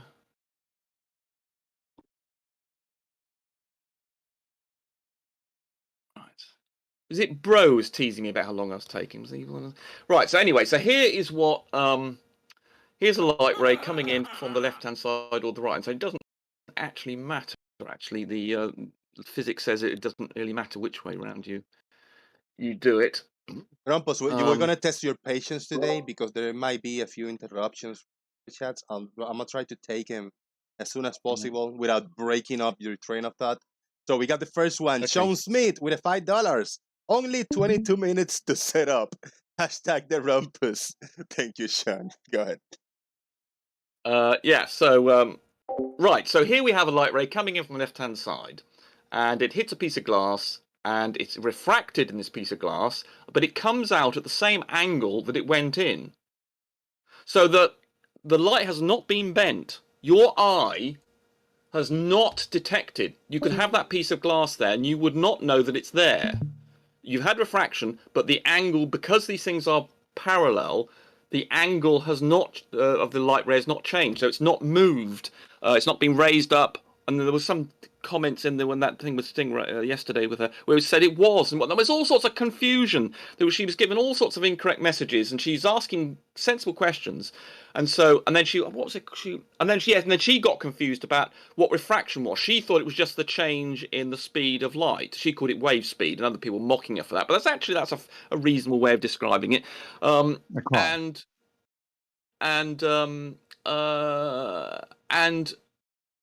But refraction is the bending of light. So refraction is Snell's law. So Snell's law states, and Stingray did mention this, but he didn't actually show it, unfortunately, which was the problem. Snell's law states. Let me just get rid of some of this bonus. Right. So if that's a normal, which Stingray did indeed mention. So at the point here, so this is the normal. This orange light is a normal, and it means that if the glass, which is this is air, obviously around here, and when you go to a denser medium, it will bend towards the denser medium. So here we have at the point of contact the boundary between these two medium. And there was also, well done, Stingray, actually, for mentioning Fermat's law. That was a useful thing to mention. Fermat's principle. Did you pick up on the fact, because this threw me halfway through? She thought the butane example was where it was entering a volume of high density. She didn't realize that the density was a gradient that was vertical, and that threw me. Yeah, the butane thing. I mean, obviously, in the butane case, I'll quickly go into that. There was an example where you had an obstacle here, and then the butane was. I mean, there was some mention of whether it was someone else was talking about whether it's liquid or gas or not, and then obviously. So if that's the object and this is the multicolored thing here there was a gradient in effect actually round the other way, damn it, that way, because what had happened is that they'd poured butane onto this object here, and obviously then it then turned into a gas because it was a liquid, wasn't it? It was a butane liquid, and then he poured it. When the point was, it was dense around the about on this object here. So this is a butane gradient here.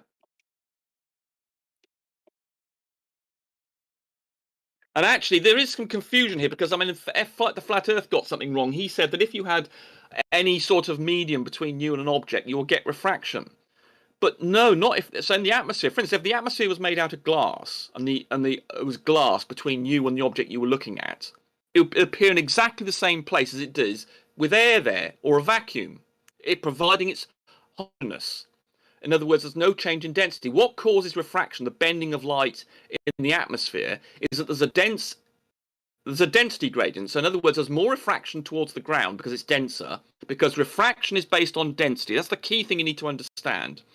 The refractive index is basically related to density, and the refractive index just reflects the speed of light in that medium. So as I've got over, sorry. No, go ahead. Are you disagreeing with me or something? No. It's just okay. a little bit convoluted. It's like. Well, okay, let's try again. If I haven't done it clearly enough. Right, so here we go. Refraction, which is this bending of light here, we've got on this glass thing here. The bending of light, which is refraction. So the Snell's law states what the angle is. Let me just draw that in. This angle of incidence is here, and the angle, and also Stingray, you mentioned reflection on a lot of times when you just meant refraction. Right. So there is this is the angle of refraction. This angle in here. Let's draw a little arrow to there. That angle in there is the angle of refraction. And give it an arrow, and that smaller. So that angle in there is refraction. The angle of refraction, and this angle here is the angle of incidence. So Snell's law.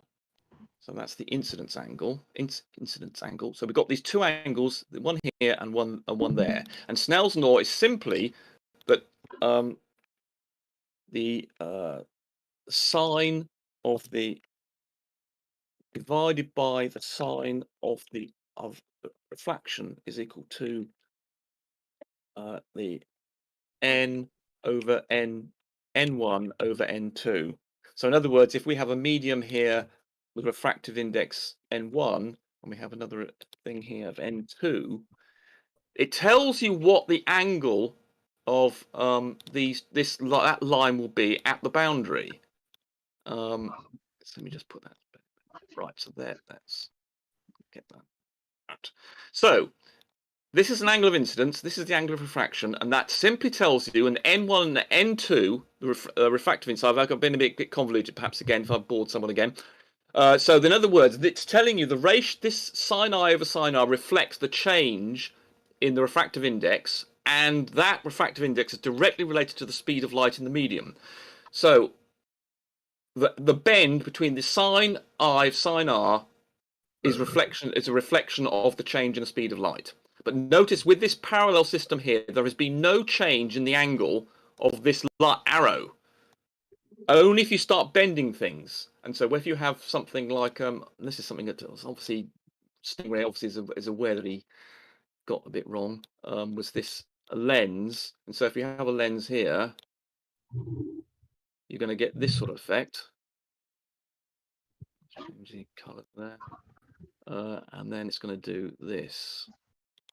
And similarly, if you start up down here, and the key thing here is that it's the thing that she was continually asking about what causes the bending of light, and this is the bending. This tells you what the angle is going to be, but it's a function of two things, which Stingray did mention the normal, but it's the change. The refractive index is basically reflecting the change in speed, and the angle of incidence. So obviously, as Stingray did get correct, if you have an angle like this, your glass is that shape.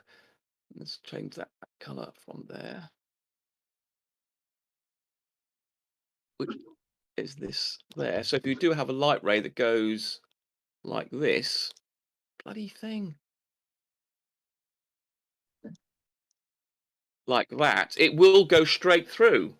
It will not be refracted because it's a function of two things: the angle of incidence and the difference in the refractive index. But for all mediums, if you're just hitting the angle, but obviously if I then change the angle of incidence, you're going to get this effect. And ultimately, if you put it on sufficiently angled, it will reflect. And obviously there is actually a proportion of the light actually here that does actually reflect off here. there is a little bit of light, and and it's actually a function of the angle, how much is reflected. But most of it will be refracted if you have something like glass here. Obviously, depends on the material. But that's the formula you needed to focus on. And so there are two things that determine how it's going to be bent: the index of refraction and the angle which you're coming in. And this butane thing, because you had a more dense medium at the base near the bottom, because that's where it'd been poured onto this area and then it vaporized, and therefore it was a greater concentration of butane here than there was up there. So that's why you got the effect that it did in the what's his face's experiment, because you've got a gradient here. If that been, as they're saying, Fight the Flat Earth got this wrong. If you just had solid glass between you and something you were looking at in the distance, there would be no refraction, none, zero. Because you get refraction, i.e. a change in the angle, due to a change in the density. And in the atmosphere, you have got that because the density of the air on the ground is greater than the air above it. And because refraction is dependent on density, because that, in other words, the refractor, although we've got it here as N1 and over N2, that is the refractive index. That refractive index is a function of the substance, whether it's glass or something like that, or diamond or God knows what else. But that what actually causes those things to have that particular refractive index is the density. So in other words, if you could make air as dense as a diamond, it would have the same refractive index as diamond, or something very similar to it, because the refractive index, the amount, because remember, refractive index just reflects the change in the speed of light, and the speed of light is basically determined just by the density. So you could have air being any refractive index you liked, given how dense you made it. And so that's why this butane thing and why the atmosphere gives you refraction, because there's a gradient here. Once you've got a gradient, then you get things changing different angles. Now, what else? I don't know if that's covered enough. Are people bored yet? Well, I thought I'd mention something real quick. Go ahead. One of the things that the Stingray, his approach that was actually kind of interesting and might have been helpful if she was receptive to it, is he kind of skipped the formula first, because we were just looking for the qualitative effect of which direction the light is going to change its angle toward, and that is toward the more dense medium. Correct. That's well worth remembering that thing. She did actually know that. I mean, she even knew that light bent towards the denser medium, and unfortunately, there was some confusion about that sometimes, about what was what. So the example in the atmosphere, of course, is that you've got your air. Why are you misbehaving, you bastard? So if you've got the atmosphere, can I get a few seconds? Go ahead. Who is the one that just sent me some little bit of money on PayPal, because I got a $10 by Earth is Life with a big $10 on PayPal, and I appreciate that. And then I got another one here. Grubus, is that you? I don't know who this was. He say, I don't do super chats because YouTube takes a chunk. Have a pint on me if you like. Just make sure it's a quality Guinea. Over $6, $6.29. Thank you so much, person who just sent me some goodies on PayPal. Yeah, that was me. That was you, indeed, yeah. Indeed. I thought I recognized your name. Thank you very much, Group. Appreciate you. Right. So here, for instance, this is what happens in a thing with a gradient. So here's the atmosphere situation with a gradient going from more dense at the bottom, which means it's got a higher refractive index, and less dense at the top. So, and as that key phrase that Doofus just mentioned is that it will always bend towards the denser medium. So you can see if you can think of the lights going along. Yes, let's give that arrow back in here. Let's turn that round. So if the light is coming from the right-hand side, then it will always, so its initial direction is obviously pointing upwards here. So the initial direction here is up. But then it thinks, oh, where do I go now? And the rule is towards the denser medium. So it'll then start pointing down here. So, but before you tell us where it actually goes, we got a super chat by Mr. Victory's Radio, a big $15. Thank you very much, Mr. Victory. Appreciate it, man. And there's a message over here who says, I am so sorry, Rumpus. I fell asleep waiting for you to start and missed the last 33 minutes of my life. Could you start from the beginning? Thank you. Shout out to Mr. Victory Radio. I will give Mr. Victor a one-on-one session to when he's feeling a bit sleepy, to put him properly to sleep. Right. So if we have an object here, yeah. What? There's something odd going on here. Oh, it's got. Oh, it's because I've got the colour right. Oops. You bastard. Right. So if we have an object here. Right. So one thing Stingray did get correct was about. So if we have an object here, and then we have an eye over here.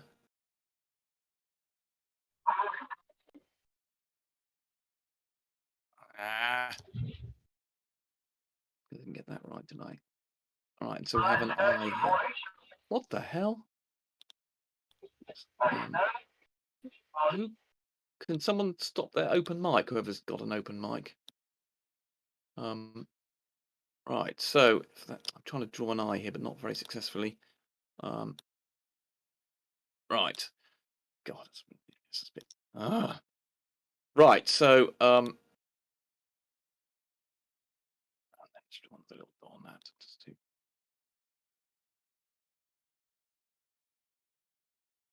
Oh dear. Okay, never mind. So the light will be starting. Let's imagine if we follow a beam, a light ray going. It'll go up here, and then it'll think, okay, I've got to bend towards the denser medium. So as it goes up here, it'll always be bending towards the denser medium. Basically it's a tangent to this curve here. So as it moves along, it'll be bending every time it moves along a bit. It'll always bend towards the denser medium. So if you can see every tangent on this, if you can think of this arrow here is what I'm trying to draw, it's basically a tangent at all points along here. You'll see it's basically always turning downwards because that's bending towards the and obviously every light ray will be different. So if I have if I have another one here, damn you. If I have another light ray here, they will all do this sort of thing.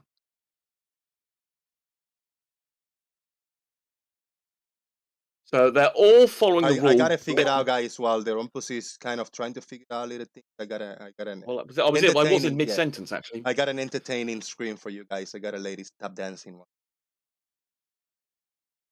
I was actually in the middle of. Shall I give up now? No, the Rumpus. No, go ahead, man. Well, this is good. A lot of people is learning. Please. So, I thought you were saying you were showing something else. I got 95% of the time since you started screen sharing. 95% of the time I'm screen sharing you.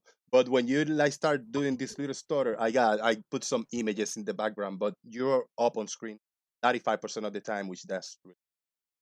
Well, it was the key. What I was showing there about how these multiple light rays are everything bent. has been shown. Everything has been shown. Yeah. We're showing this, are we? Jolly good. Everything. Jesus Christ.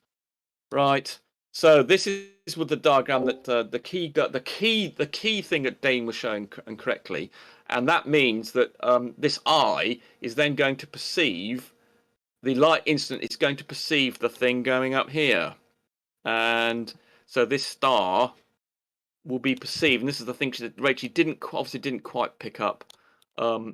And she didn't understand. This is the thing she was being a bit dim about, which Stingray correctly got right. Saying he was showing multiple light rays coming out, and the fact they will all be coming in at these different. So you don't consider the straight line case, because the straight line case, as you can see here, I've got it going up, but it actually misses the eye. So the one that you the light ray that you're actually going to catch in your eye is the one that's leaving the object here, going sort of 45 degrees or something, but you will perceive it because your brain simply the only thing it has, remember, the only information the eye has, and Dean got this correct as well, is the angle with which this comes in here. This is the only information. So you can think, as far as the eye is concerned, it looks like this. All they can see is this. There's this thing coming in here.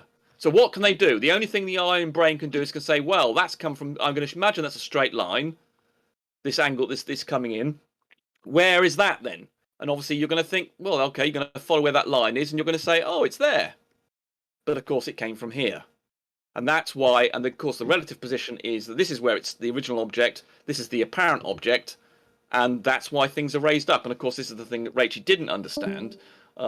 And she's clearly, though she was questioning, though she did actually, Dean did actually get through to her slightly here, and she was saying, oh, well, okay, if that's the case, and she didn't actually, when Dean made the final point, she didn't actually say no.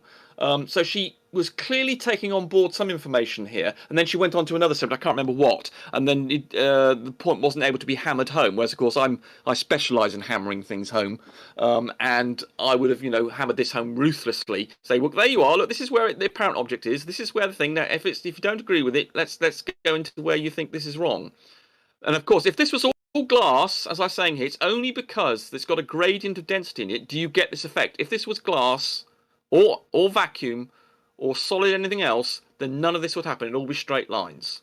And so this is why objects are raised up. And so if Rachel is able to see this thing, if you have managed to show most of it, she might even, compounded with what Dean said to her, she might then realise that her fundamental point about things not being raised up but going down was completely wrong, and that might just make an impact on it. And so Stone's point about whether you get through, I found, for instance, with Oakley, I've actually stopped him saying a number of things over the years because he's realised that what I was saying was correct, and he's had to change his narrative because I've hammered home an error, and he's actually changed. He's then he's moved on to some other way the Earth is flat, but he's actually had to stop using a particular thing he's doing. I'm hoping that Rachel, as a result of speaking to Dean and perhaps if she sees this, she might stop saying that, and that'll be just one little chink. We'll knock a little bit another thing out of her problem area, or perhaps built up something little more of a platform for her to think on, and perhaps she might just get there. But obviously, it's as Stone's saying, you'll have to fill in all this information. Perhaps there's not enough time in the world to get through to her,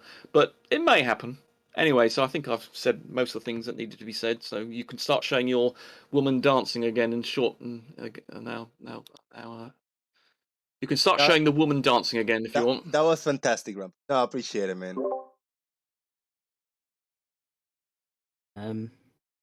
That was about. You mentioned one thing real quick, Rumpus, about how Nathan Oakley is, continue to evolve his arguments because of, obviously the points he's making are obviously stupid.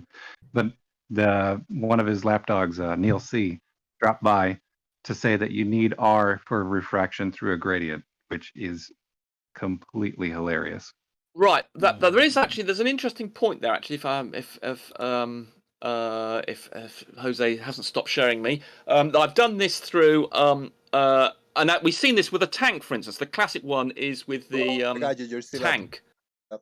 Right, amazing. The tank, which we've actually got a real world thing in the laser going through a sugar tank. That actually is refraction going on, but having it curved does make it refract more, because it means that the boundaries, I've got this as a vertical gradient you can add here, but if you were to have I might go to my mega diagram thing. Rumpus, didn't you like me mentioning that as well? The fact that we're not reliant on the curve, it just adds a little bit more magnitude. You got that right. Indeed, you've got that absolutely right. I want points, damn it. Sorry? You want points? Okay, well that you got. I thought that was I put aside. I was very relieved you said that. I thought, well done, Dean. That was good stuff. I've actually heard FTFE, not bashing him or anything, but I've actually heard him say on stream that if the Earth were flat, there would be no refraction. It does reduce it. It does reduce it because there's so little refraction. It does actually reduce it by quite. The modelling that I and Phil Nye did, it does actually have quite an impact. Actually, more than you might think. That'll be good to add to your document. I do that. I gotta tell you guys over here in the call and people listening, like it or not. Rumpus is a great, person to be here talking, because we actually got this is usually what we get when in the highest point of viewers in this new channel, which is a small channel, 60+ people watching, almost 70 people. just a handful of times I got this many viewers, and we got this many viewers because the Rumpus system. Thank you for being here, the Rumpus. Really good. So here, for instance, I've put in the gradient with color things showing this is with the this is just a version of that. This is the classic laser being bent in a flat. So in this we can assume, as Doofus was saying, that the gradient is just simply vertical, as I've tried to indicate with these coloured bars, and we're still getting refraction, even though we're effectively in a uniform vertical non-curved scenario, because over this distance obviously it's not curving and we're still getting it. So this invalidates indeed the flat earth point. He does make a few mistakes, unfortunately. He obviously does quite a good job, but he doesn't make a what I'm going to do. Here's what I'm going to do. I'm going to set up a certification scheme and a website in which people can apply to be approved Rumpus Globers. You will have a test of 100 questions, some of which will be multiple choice, some of which will be written, and I will give you a score. And you'll have to pay to take the test, unfortunately, about $5 or something. I mean, you'll be able to look at it for much less. And then with that, you'll get a certificate with a thing and a website showing what score you got, and then people who want to know whether the Glober's giving them good information or not, they can go to the website and then see if they're certified and see how well they did. Obviously, people don't need to participate, but I've now decided that there needs to be some Glober certification, and if you can get an A or something, they'll then know that, and then you'll get an A qualified Glober giving you an A qualified explanation. Can I just the ask points one? would have to be Are you qualified? the points would have to be distributed among categories, because obviously not everybody is knowledgeable in every topic that flat earthers mention. Indeed, well, that's what I was going to do. 100 questions, and it would cover things from sextants to refraction to geometry to other things. I've got all the one things I can. Rumpus, and that's get someone else to design the badge. Bastard.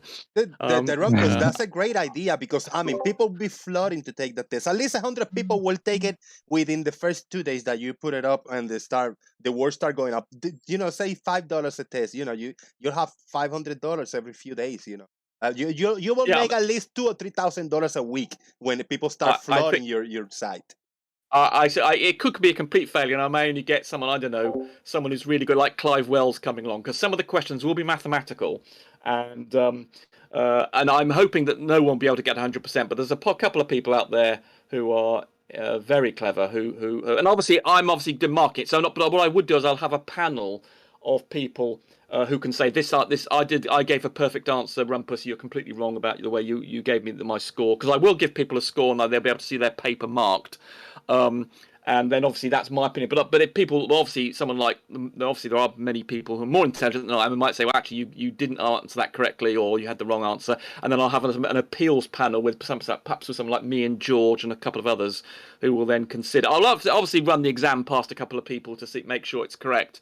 But then I'll have an appeals process for people to say, look, you only gave me, I don't know, a B, and you didn't answer these other two questions correctly, so I need to have an A, and then there'll be an appeals process, perhaps, so that people worrying it might be just biased up with my opinion, because obviously I'm not, I would hope to give the right answers, but obviously I'm not going to be perfect in that regard, so I might have an appeals process for people to complain. So yeah, I might charge $1 or something just to look at the questions, because I don't want people just to go in there, flatties to go in there, copy all the questions, and then just try and have prepared answers against them. I want and then they're not going to want to give me $1, so hopefully they'll just be fended off. Anyway, so that's anyway. That was what I was trying to do, a certification scheme, and you come with that. And Dean correctly identified the fact you would then get a logo from me, and he's already obviously very worried about that. But I can tell him now that I've much improved the logo that he took such offence to. Anyway, so this is on a flat, in a thing with just a vertical gradient, no curving. But then I tried, I think here, right? Then here I actually, I haven't finished this diagram. You can see I'm now curved. Rumpus, sorry, can I interrupt before you switch gears? I like the university idea, and your slogan could be something Latin like "E pluribus rumpus" or something. But on a serious note, you could also add a question to make it a Dunning-Kruger worthy test. And the question number 1 could be, how well do you think you're going to do on this? That's actually quite. That's a very good one, actually, because then, yes, because if it matches your score, I could give you an extra point, couldn't I? So if you thought you were going to get 70%, so in other words, you'd see the questions beforehand, or some of them. I'd provide some samples, because obviously I can't, and I'd probably allow you to spend 24 hours doing them. There might be also a speed test part of it as well. So in other words, try and put you under pressure situations where you're being asked by a flatty something and you need to come up with an answer within 30 seconds or write one down. I was trying to work out how to do that, and possibly have a very noisy verbal question where you're being shouted at or something, and then the thing you've got to answer the question through a shouty, noisy thing, and then write down the answer within 30 seconds or something. But yes, that's a very good point, actually. How well do you think you'll do? And then get an extra, because this is the classic thing about what's important is not what you know, but what you know. You know how well you know things. So if you know, for instance, that you only get half the things right that you say, but you know that's the case, that means you can still operate well. But if you think the Dunning-Kruger case being, of course, that you think you're getting 90% right, but you're only getting 10% right. That's obviously the thing. And most people slightly overestimate how well they're answering or can answer, just like everybody thinks they're better than average driver. Yeah, that's a good point, actually. That's a very clever. And the subjects I was going to cover were things like refraction, geometry, sextants, astronomy, cosmology, maths,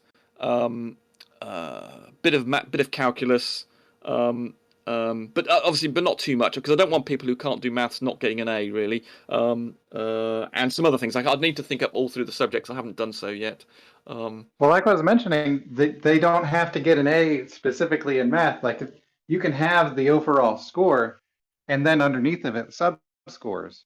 So that I was thinking get an A star or how something. they've got certified in each particular. Yeah, I mean, category. I would think for instance, if you got more than say 60%, I think you get a certification. But if you're Clive Wells or something, who's wicked at maths, and perhaps he might get 100% and he gets an A star or something.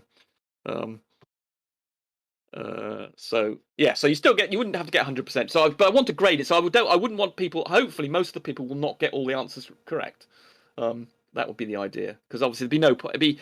It'd just be too woke if anybody's vaguely competent got a good pass. But I think obviously anybody, I mean, most of the people on this panel, most of the Globers on this panel, I suspect would pass. I mean, yeah, you mean something like Chike or Al, for instance, would no doubt pass.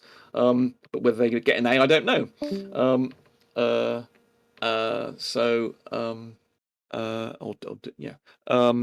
that's a very good point, actually. Who was the one who suggested asking them a question how well they would do? Who was that? Who suggested that? Oh, Alan. Oh, was it? Yeah, that's right. Yeah, it was. Yeah, so good. Yeah, I hadn't thought about that one. That's a good Dunning-Kruger one. Yes, that's a good Dunning-Kruger test. Excellent. Good idea. That's the way I look at flat Earth. I don't look at flat Earth because I'm an anthropologist. So I look at flat Earth not as a geophysical problem, but a social. Right. Into the psychology and the social. Right. That's interesting. Anyway, so my diagram. So I was trying to come to the punchline that yes. So I was trying to draw in this curve when I haven't done this yet.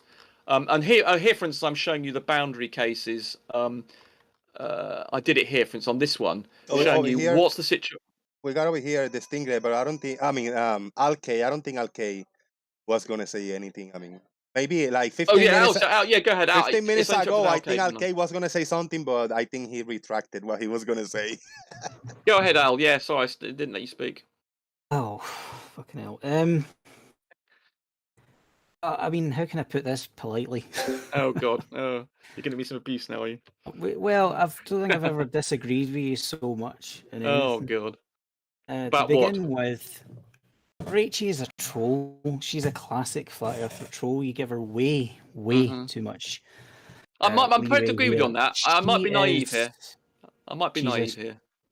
She's went from apparently curious to just like most that you know, where it's a pretend curious. And the questioning, in my opinion, is more about trying to get quotes and quote mine and look for things that you can then use later as an attack. And if you want to look at the general approach she has, just look at the way she deals with other people on her own channel. Professor Phil Bell was mentioned, PhD Tony, and so on. And I'm not just talking about like a back and forth where there's like, you know, some failure to communicate. I'm talking about attitude. Willful. You think it's willful? Ego. Yeah, and right. You know, there are some. I'm prepared to accept. Like, I'm prepared to accept I might be wrong. Some of the things he says, you could argue using the same logic that you've applied to Rachie that Riley is intelligent. You know, because you can read some of the words that he puts down and some of the paragraphs and the way they're worded, and it might sound like he knows what he's talking about in some regard. But we all know what he's really like. And well, you might be right. I'm prepared to accept on that one. She I might be wrong. From Rumpus and everything. You know, she's been told loads of times in lots of different ways, accurate information. It's not just all confrontational, and she just refuses to take any of it on board. And she actually thinks she knows better than Einstein. She knows better than somebody like PhD Tony, who, you know, is qualified and is, you know, can talk at length about a subject with knowledge. You know what I mean? And she'll just blow them off. So yeah, I did see a bit of that actually. Idea. Yeah, I did see a bit of it. So I think you could well be right on that one, Al. I'm just saying there's a chance here. So you might well be right on that one. No, but go on. Sorry, just the other thing I want to say is well, for one, I think you're being pretty rude towards Dean. I mean, I think he did a good job speaking to Rachie, and I think for the most part, the explanations are no different from what I've heard you say tonight. But when you put that idea forward, you were talking about being precise and concise and so on, and it took over 20 minutes to do what you did and say what you did. I personally don't feel it was clear. Like, if you were a person who didn't, I'm watching it as somebody who knows what you're already saying, right? Yeah. And you were a bit kind of all over the place. So if somebody doesn't know, they're going to struggle to follow that. But another point that wouldn't be my Rumpus is that you never get interrupted with constant questioning from a flat earther. Oh, I do. I'm used to that. You know what I mean? I can assure you. I don't know where you're following where I've been. I'm constantly used to that. What I'm saying is, it took 20 minutes. Despite that, right? Yeah. Okay. So imagine how long and how difficult it would be if you were constantly being interrupted by somebody asking questions, especially if that person doesn't understand the answer you give them, and you have to find different ways to keep repeating yourself. Yeah, I think if I'm just saying, be a bit more realistic, Rumpus. You know yeah, I think there were some key points missed out of the interaction with Rachie, unfortunately. But yeah, okay, yes, I was drawing some bits, I must admit. Yeah, well, obviously, if I was doing a presentation, I would have it all prepared, and this is what I'm saying. You're doing it live now. You're a bit here and there with the bits. You know, you talk about something, then you kind of and then jump to another point and whatever. Yeah, well, okay, hold on now. Yeah, but that was a different issue. If I was focusing on what someone asked me, then I would be focused on that. But the point, I wandered off a bit because other people were asking me different things, like the butane thing I kicked in. So I think you're being unfair to me here. Oh, that's my point. Rachie is going to do the same thing. She's ask questions, and she'll deflect to some other point. She'll see line around. Yeah. So if you're basically got the floor to yourself and you're still kind of jumping around about how much are you going to be sticking to the point when somebody else is I'm very good at that. Different directions. I think you're not being fair here. I'm very good if I'm focused on someone making a point. I make a point of not changing the subject. I was keen on when someone said something like, because I was speaking mostly here and someone mentioned something like the butane thing, I would have ignored that had I been speaking in an environment where I was dealing with someone making a point. But because I didn't want to ignore someone making that point, I wanted to go down there and indulge them. Whereas if I'd been dealing with Rachie and there was a point I was trying to make, I wouldn't have done that. So that's why I took longer. I don't think you recognised what I was doing there and how I behaved differently if I was in a combat situation. I wandered off onto several things because other people made several comments and I didn't want to ignore them. I wanted to take on board what people were saying and talk about it. I wasn't just focused on one thing. If I'd been just talking about Snell's law and going through this thing, I would have been more focused. I don't think you quite realise what was going on there. Rumpus, really quickly, do you know what I went on to show Rachel and have a chat with her about? No. Do you think it was refraction? What you mean after the hangout? No, I mean to go on and have a chat with her. Do you know what it was about?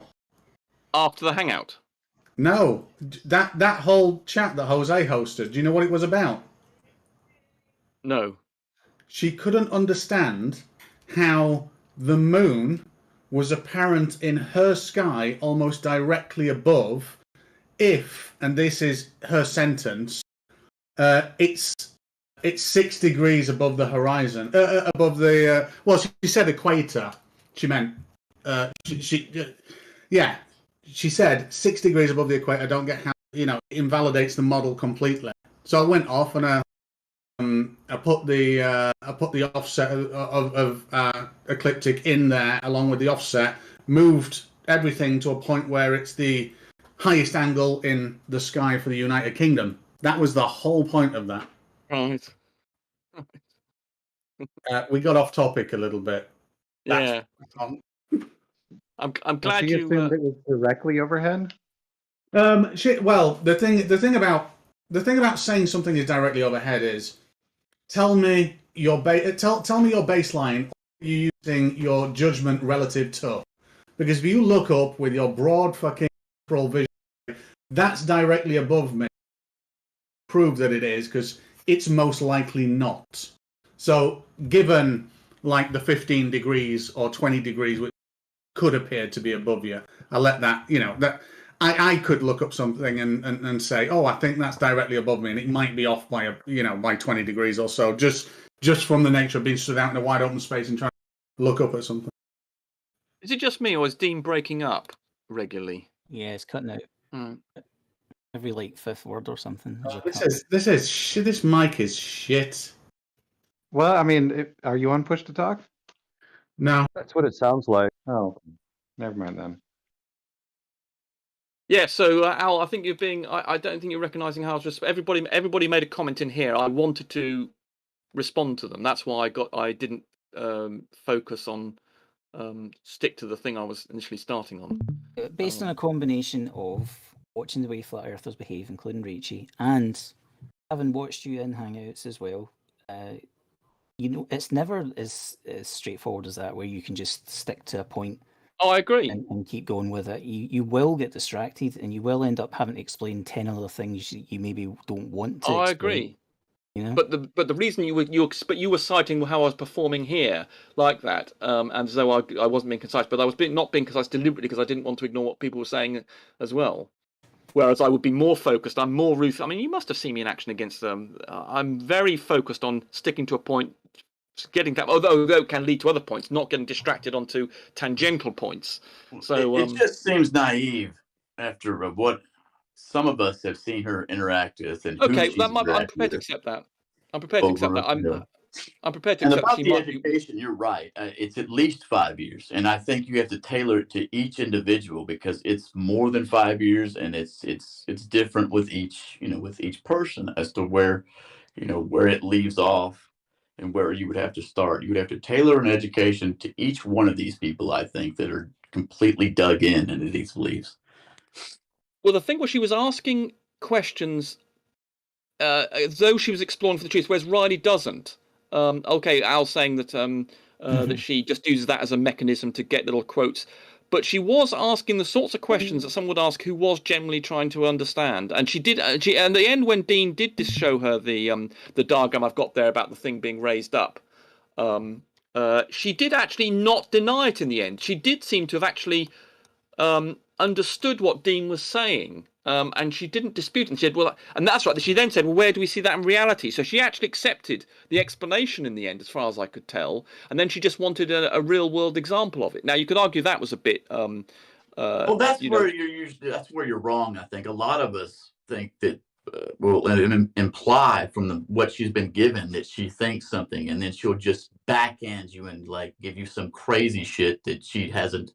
That she'll completely reject all the information that she's been walked through by, PhD Tony, by I Can Science That, a litany of other people, and she just completely reject all of it after she's been walked through it, very meticulously by people with apparently a lot of time on their hands or something. I don't know, But like I Can Science that went with her for like 4 or 5 months, and she just broke him. I mean, and that guy has a guy had, he was a teacher. I think he's a teacher and whatnot. He had a very basic with her, just being very nice to her, and it didn't get him anywhere. I mean, I did see her interact with Fight the Flat Earth, and I thought again he didn't make a terribly good job of explaining gravity to her, and she was asking Yeah, he's reasonable. not the best. And she was asking very reasonable questions about force and acceleration, and he didn't provide her with the answers that she needed to be given to be refuted. And she was asking tricky questions. I mean, it's understanding how general relativity works and what's causing acceleration and a force, etc. Is actually quite difficult. That was a tricky one, actually, he had on his hands. And she was asking some good questions, but she wasn't getting the right answers. But you might be right. She's got this veneer of reasonableness, this veneer of it being explorer of the truth, and she might not be, because I haven't seen her enough of her, perhaps. So, yeah, you might be right. Perhaps I'm being naive. She was... keep in mind for that. She has said things like... She was just doing is gravity a force? Well, Einstein says it's not a force. How can it be a force? What's happening in the Cavendish experiment? And then you say, like, the force of gravity. Well, it's no force according to Einstein, and it went round in circles. You know what I mean? It's just this: is it a force or is it not a force? And it's straight from Riley. Yes, Al. The terminology here you're hinting at is called sea lioning. Yeah, but my point is that you're portraying it as if she had this honest inquiry to come to the conversation with, and in reality, yeah, and the opposite of that is sea lioning. It's just asking questions. Parrot debate. But it is a problem. But that is a tricky question. But that is a valid question to answer. We have got all this stuff on the internet saying that gravity is not a force, and then we've got the force of gravity. So there is an issue there that needs explaining. There was also some follow-up to that, which you may not be aware of, Rumpus, where there was over 200 interaction, sort of long conversation on our channel, which involved a lot of lengthy explanations from PhD Tony, and unfortunately our channel is pretty much taken over by Riley as well, so he tends to take up a lot of space, with volumes of stuff. But you can see, a lot of the detail and explanation going into there that maybe is missing from the conversation, and it just gets ignored in favor of the mantras. You know what I mean? You can have this big 5-page long explanation of exactly why, how general relativity works in great detail, and explaining why it's called a force or not a force, and so on and so forth. And at the end of it, you just get the typical Flair response. Well, as George Stone said this, or whatever the fuck, Yeah, so what Stone said, you've got to tailor it to the specific educational level of the person you're talking to. So yeah, and I think probably PhD Tony's really good at maths, actually. How do you argue, or how do you deal with somebody who is nowhere near that educational level but still wants to talk about general relativity? Well, I should point out, Rumpus, right, that I've not got a very great educational background, right?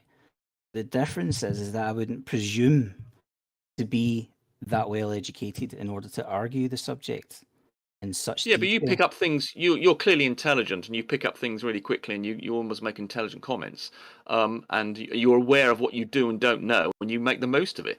But someone like her, I mean, it is a tricky subject to explain general relativity, and the fact that we talk about this not being a force. I mean, for instance, old Professor, who's that guy we had a debate with? Who's that Professor? Professor Dave. Professor Dave, yeah, for instance, he got it wrong when we had that thing.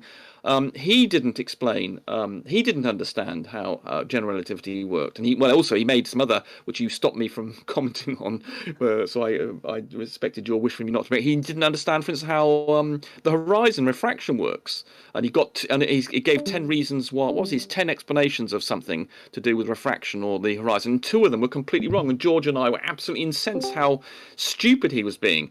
So, I mean, these subjects are a bit tricky, and perhaps I'm being a bit too demanding too much of people like Fight the Flat Earth and giving a really good explanation of how we've got this supposed dilemma of gravity supposedly being a force and not being a force, and explaining that.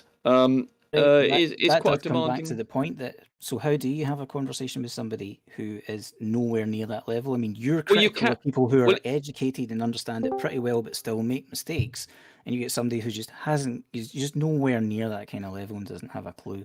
Well, I mean, you have to understand the subject really well. Not that I'm claiming. I mean, PhD Tony has got a. I mean, he's actually read the papers and he's done.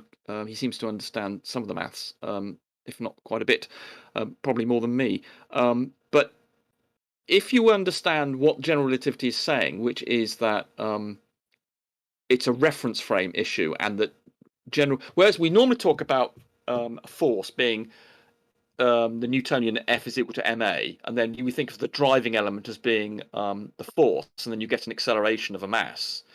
With general relativity, or perhaps I put it into something like centrifugal force. When you're spinning something, you have to provide an acceleration, and that means that it's not you start off with acceleration, and then to get the force that's involved on, say, the tension on the string which you're spinning something around your head, you start off with acceleration because it's a reference frame issue, an inertial reference frame, and then that generates a force that you need to do. Whereas it's opposite of most cases where you start off with a force and get an acceleration. General relativity gives the equations in general relativity give you an acceleration, which is mass independent, and therefore you start off with F is equal to ma. You actually start off, general relativity says what the acceleration is, and then you get a force, not a force giving you an acceleration. And once you can go into that and explain that reasonably well, then you're onto a winner. And then you can say, well, actually, it's not technically a force. The force actually comes out from acceleration.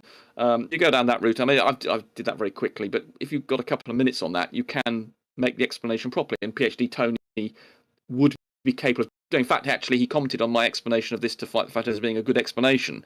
So there are a few people kicking around who can do it. But yes, that is a demanding one. And so explaining that to someone like Rachel, I agree with you. She's not you have to understand the subject really well to be able to explain it to Rachie. And those people are few and far between. But yes, she's certainly obviously biting off more than she can chew, unless she's in the presence. I mean, someone like if you speak to Einstein, you could or Stephen Hawking or whatever, you could come up with any subject, and they could explain to you the most complicated things in simple terms. Because if you understand something well enough, you can explain the most complicated thing in relatively simple ways. And then obviously, if you tune your answer to the educational level of the person, then you can sort of bring them up and explain simple concepts and say that it's like this, and obviously give an analogy that would sort of work. But yeah, it's a tricky thing to do, and some people haven't done it terribly well. But yeah, I mean, it's all about tuning your explanation to the person you're talking to. You brought up something a moment ago I just wanted to mention real quick before we got too far away from it, which is you said the force of gravity, and gravity is not a force problem. Yeah. The way that I typically tackle that, and the way that flat earthers typically don't respond to it, and they just change the subject, is to say, well, it's different to say cup is a color and the color of a cup. We know that those two English phrases have two completely different meanings. So we also know that gravity is a force, and the force of gravity must also have two different meanings. And then they just change the subject. Well, as I say, the general relativity thing, the thing is, it's actually remarkably difficult to differentiate between force and acceleration. If you think of force is obviously equal to mass times acceleration, but acceleration is equal to force over mass. In other words, it's the force per unit mass. So they're actually very difficult to distinguish which is going on. So if you do have something that's creating an acceleration, then actually that behaves. There's only a factor of the mass in there that changes that to become the force. So if you start off with acceleration in general relativity, you then end up with a force. And similarly with when you're spinning something around you with centrifugal force or centripetal force, you start off with an acceleration and then you have to get a force. Whereas normally we tend to think of as a force generating acceleration. So they're two opposite ways of coming at them. So gravity starts off with an acceleration, in effect, from the general relativity equations, but it manifests itself as a force because F it's just by a factor of m. So F divided by m gives you acceleration. So, or if you start with an acceleration, you just multiply it by the mass to get the force. So the question is, which is the initiator of the thing? Is it acceleration or is it the force? So when we think of punching something, for instance, you're applying a force, and the object you're hitting then responds with an acceleration. And the general relativity just works the other way around. It starts off with an acceleration, and you end up with a force. We got a super chat by Anamorphic Mind. Thank you so much, Anamorphic Mind. And I quote, in Alaska, where temperatures get below freezing, pi is only 3 points. After all, everything shrinks in the cold. Thank you so much. Look at that. Pi is only... Extra J has said in the comments that Rach is confused by perspective and viewing parallel lines at an angle. How the hell is she going to understand gravity? Yeah, I mean, you can only do so much, as I was saying earlier to Stone, that you have to pick on a subject and then just try and, upgrade someone's understanding of a particular thing. And and that may or may not be something one can do, but I think you can do quite a lot. If you stick to a particular subject, if they don't understand things like trigonometry and there's a certain level you require, but you can do quite a lot in a particular subject. I think. To respond to that super chat, as an Alaskan, I deny shrinkage. That's a myth. Alaska's really big. I call bullshit to that. Thank you. Citation Carry needed. on. I call bullshit. Citation needed.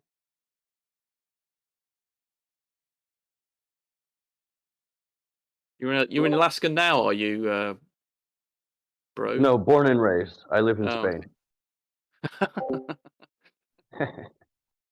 Yes, poor old George at the moment is fighting temperatures of minus 22 degrees C outside his house, I think. Oh, God, I mean, honestly, in Michigan. My God, it's cold in America in places. Jesus Christ. In fact, yeah, I live in Seville, so I'm in no danger of shrinkage anytime soon. Where is Gary? Gary, do you have your break now? Are you hanging out with other flat earthers, Dax, or do you want to come in and for the last 10 or 15 minutes before I wrap up this? Today is my birthday, Rumpus. My birthday's Eve, so it's not my birthday. It's just birthday Eve. Tomorrow I will be 30, like 17 years ago. Tomorrow. Right. I'll be 30, 17 years ago tomorrow. Oh, congratulations, Thank you. Jose. Are you going out for a meal? Or better say, I'll be 31, 16 years ago on tomorrow. Well, and give yourself an extra. Yes, I'm not quite sure what you like to do to have fun. An extra energy drink. Yeah, that's not what. No, you shouldn't do that. No. I know. Go and get some champagne from somewhere somehow and get it in the fridge and have some of that. Yeah, I might yell more. If I do a show tomorrow, I might yell more.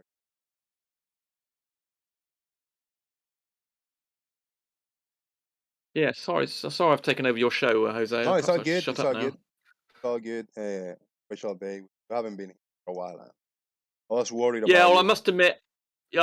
Well, you had Lemon Bird on here so much, and every time I did tune in, you just had Lemon Bird spouting utter crap, and I'm sorry, I just can't bear that, and so I thought if you're going to become a Lemon Bird platform, I just wasn't interested. So Lemon Bird is ace. Lemon Bird is still my one of my, if not my favorite flat earther. He just spouts crap. I mean, unlike Raichi, for instance, Raichi reasons. He doesn't. He just simply makes something up on the spot. You might as well go and listen to someone talking about fairies. He's effectively saying fairies this, pixies that. Yeah, it's good. It's just funny. Reason. It's not funny. No, it's not entertaining at all. I'm sorry. I think you'll find that a lot of people do not find that entertaining. You try. Okay, do a poll on it, Jose. If you think people are finding him entertaining, you ask the people in this panel whether they think Lemon Bird's entertaining. I suspect you'll be surprised at how not entertaining they think he is. Well, you know what? That's a good idea. I'm gonna do a poll right now. Okay, it's gonna be on YouTube chat box. I mean, I find him absolutely. I think a lot of other people I know find him absolutely intolerable. And I mean, with Raichi, for instance, you from what I saw I've seen her in the past, she does actually answer questions. She doesn't just make stuff up. Whereas Lemon Bird completely ignores what you said and then just start talking about pixies in effect, which is just intolerable. This is gonna be a hard. This is gonna be a hard poll for people to ask, and this is one of the most serious poll I have done. Right? Who's more entertaining? There are 4 options here. We got Rumpus, Lemon, Gary, or Brian. There might be more people, but I just summarize with these 4, which is we usually get. I mean, when either Brian Leakey or Brian Maverick come Where's in. Stingray? You ought to have Stingray in there. No, but we're talking about in this corner now. I can do another one about between Stingray, Farmer's Boy that's always here, or myself or whoever, But in this case, as for who's taking kind of more time and control on the show, when you're here, you're the man. When Gary is here, he's kind of the man. When Brian is here, either Mabbit or Leaky, they're the man, or Lemonbird. So this is a legit poll on who's more entertaining. So is that Brian Leakey or Brian Mabbit? Either or. Any of the Bryans. Or Brian's Logic. Any of the Bryans. Brian Mabbit, I mean, although he's a flatty, I actually rather like him. He seems like a decent guy to me, and he does actually listen to what you say. I mean, obviously he gets the things wrong, but he does actually try. He seems to me to be a sort of semi-explorer for the truth, whereas Brian Leakey, well, I suppose actually even he tries a little bit, actually. Look at all those votes for Gary. Yeah, whereas Gary doesn't seem to be interested in the truth at all. Yeah, and I think somebody locked you away in a room somewhere and subjected you to some kind of psychological torture. Okay, so say that again, Al. Who are you talking about? Rumpus, hold on. Okay, about the poll. Now, Sean Hawkins said that wasn't the question. I might have changed it, but are you happy with this poll, the Rumpus? Because I think Sean Hawkins wanted me to put in the poll: is Lemonbird entertaining? Yes or no? But I chose to say who's more entertaining between you or Lemonbird, and I added other names. Is that fair? Well, you should do 2 polls then. But this one is fair, right? I mean, it's a fair poll. Yeah, it's fair. Yeah, that's fair. Yes, that's fair. And I missed. There's another option. It could be none, But I didn't have time, A poke in the eye. Yes, the other option could be a poke in the eye. Yeah. So let's choose on this. Whoever think it's none, then don't vote. Just those who really have an opinion on who do you think is more entertaining that you're hanging out here and this, and vote.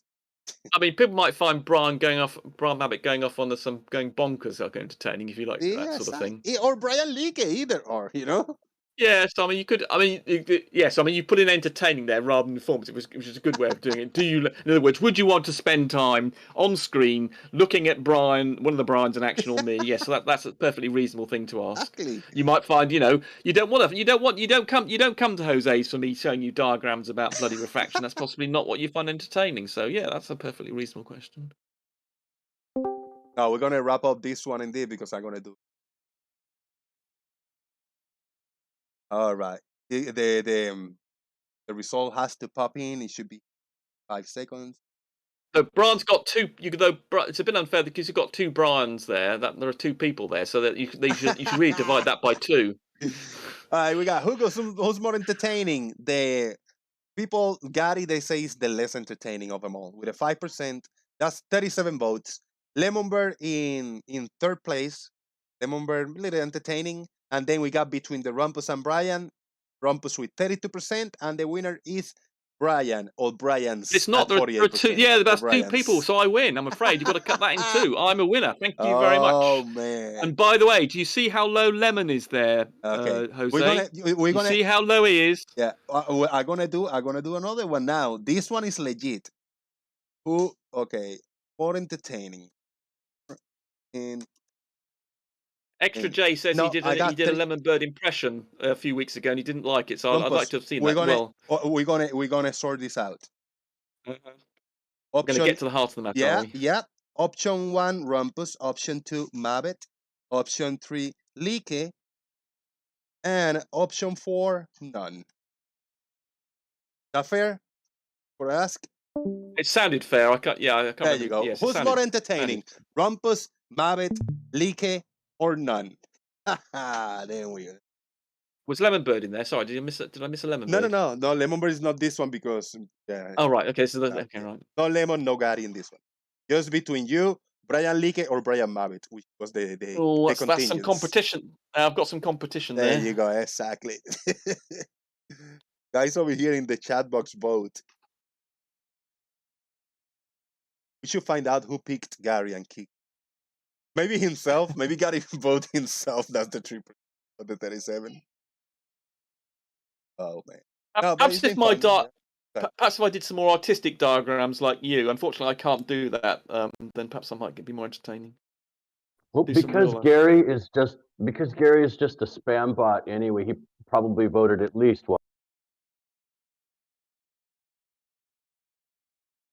I'm going to let it go up to 40 votes. In 40 votes, we're going to stop. There are 32 votes. Just vote a few.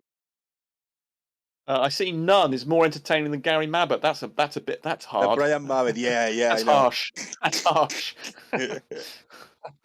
But staring at a blank screen is more entertaining than Mabbott. I think that's a bit harsh. I think you and Brian Leakey are kind of really close there.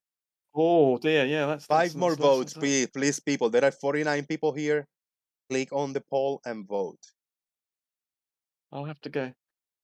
Brian does set light to things. I think that's where he shouts more than I mean. He does shout more than me, so I think that's where he's getting. Well, I don't know. Perhaps I shout quite a bit.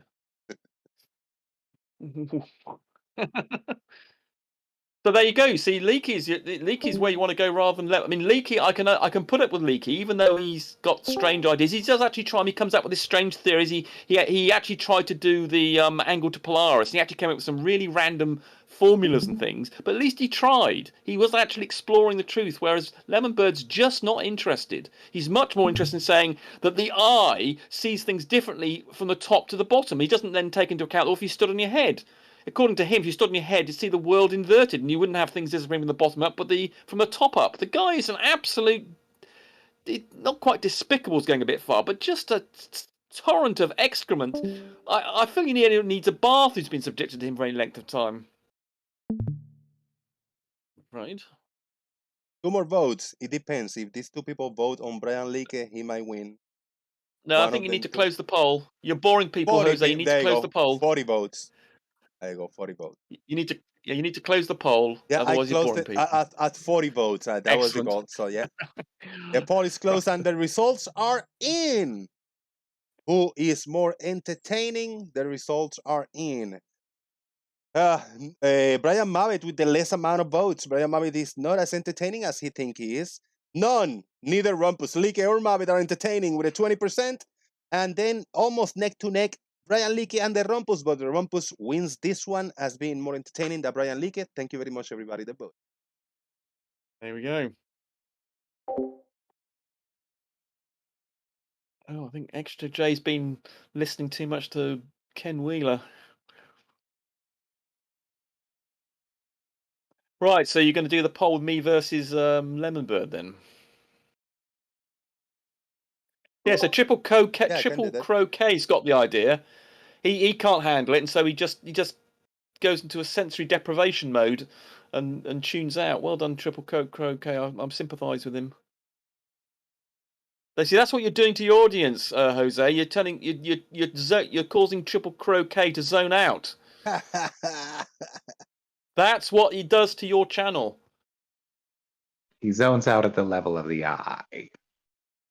Oh, God. Don't start remembering that was what. Quite good, Doofus. I like that one.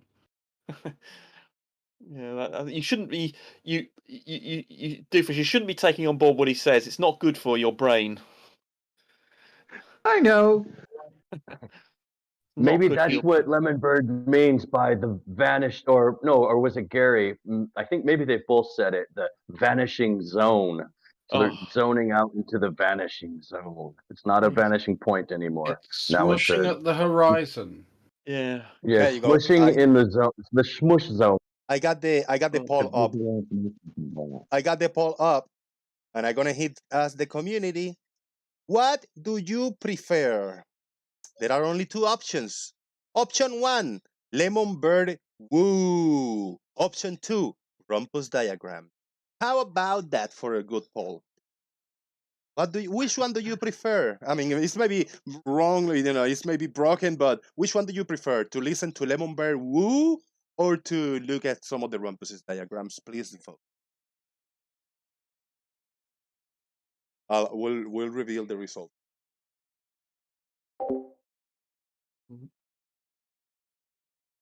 Oh my God! There are some masochists. There's some masochists in there. Jesus Christ!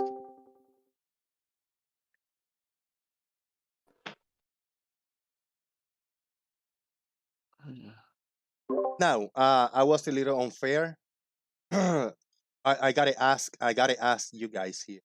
Not about Lemon Bird, but about the first one. Like, which one do you think is more entertaining? I'm not talking about more educational, more valuable for your future, or better for the universe and the world. I'm talking about entertainment.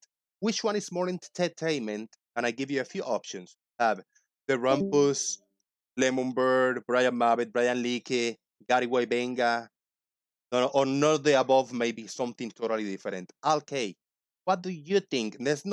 Let's try to be unbiased and talk about entertaining purposes. Okay, what do you think? In one of those.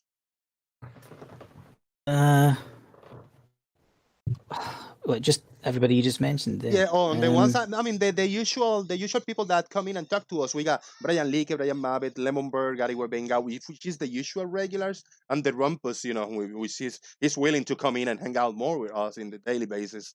And which one do you think is more entertaining, or other, meaning neither any of those in the panel, and then something more different, kind of more dynamic and whatever kind of brainstorm? Oh, right. I have to go with other because my actual answer to that would be Rumpus against flat earthers. Right. Right. Not just Rumpus on his own. And most of the people you're talking about in the flat earth, they just, most of them just repeat themselves every day. So I don't find that especially entertaining. Especially Lemon. I have to agree with Rumpus on that. There you go. See, there you go, But, Jose. This is what makes out. This is what Al's intelligent. You see, he can't put up with bollocks. This is another demonstration that Al, is a he needs a bit some intellectual power to get his teeth into. But that's good. That's his, that's his sense of humor and his way of getting entertained. And because this channel is entertainment, and I mean, this what I try to do, even though a lot of people is not entertained, but I got a big audience, and I think they are here for the entertainment purpose. Yeah, well, I think watching Rumpus lose his cool and way off flat earther, right, that's funny. Start getting all high pitched and shit like that. That makes me laugh. So that's good. That's good. You bastard, Al. Blue, if you are able to speak for and give us your thoughts on what do you think about entertainment on this list of people or other? Well, each and every one of them are entertaining on their own level, right? And for that reason, I've got a difficult time trying to pick one. So I think I'll not. I'll just say, yeah, there's nobody on the list that I would say don't ever come back again. Maybe one or two. But. Blue as diplomatic as ever. So other. I come to think of it, I don't want to listen to any of those some bitches anymore. Okay? Yeah. When any of the people mentioned, including the Rumpus or the other flat earthers, they're kind of the same amount of entertainment. We can get a good laugh out of the whole thing. But do you think other will be more entertaining for you if it's not just one person taking over the whole show? Other is better. Blue, who do you like to listen to or watch on YouTube?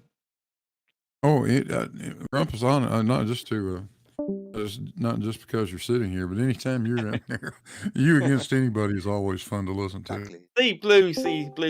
Blue's super diplomatic. He's nicer than I am. You see. The Rumpus versus is the for now the most entertaining, most popular opinion. Bro, but perhaps I'm in combat. Yes, that might be when I'm entertaining.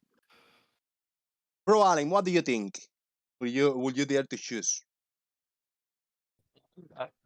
Very simple, and I'll make it very, very precise. I'll give you a very precise, objective answer. If it's between Rumpus and the Lemon Bird, hands down. Here's my criteria. Think of it as kindergarten. Yeah, we're playing show and tell. Everything's show and tell, right? Rumpus shows us stuff, like diagrams. Stingray shows us. Well, okay, and Lemon is just tell. No show, just tell.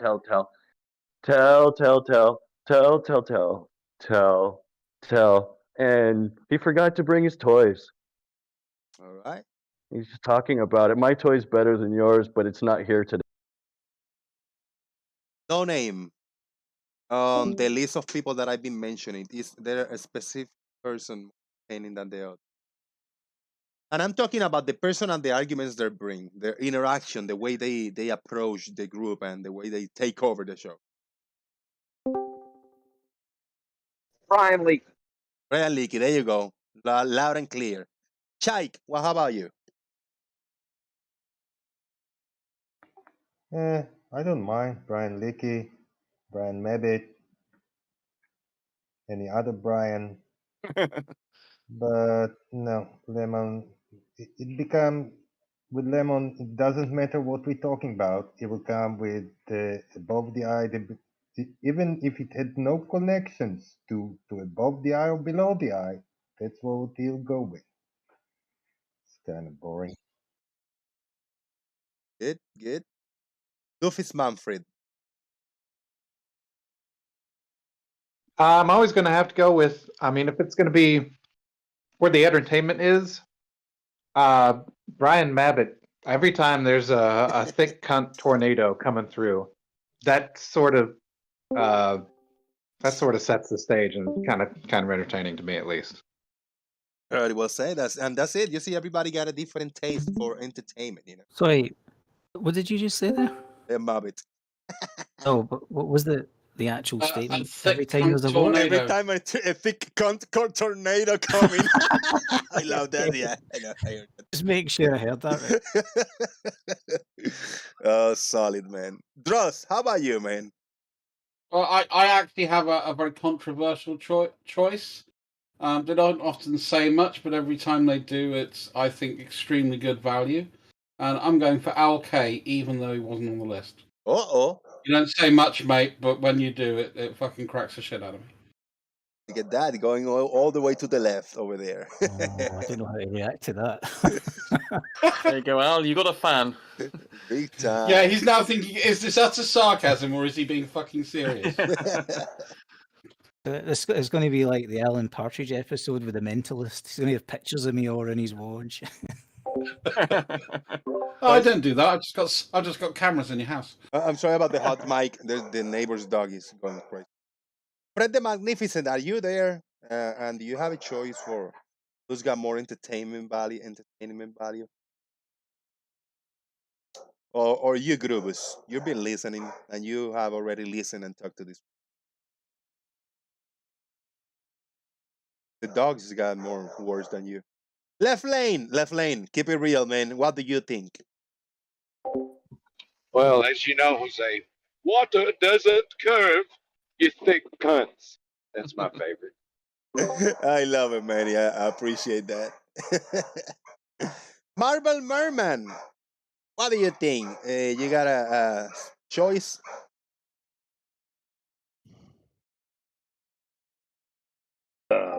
Repeat the question one more time. Sorry, I'm getting off work. Who do you think is more entertaining to kind of take over the show? We got the Rumpus, Brian Mabbitt, Brian Leakey, Gary, Lemonbird, or other. Oof, good.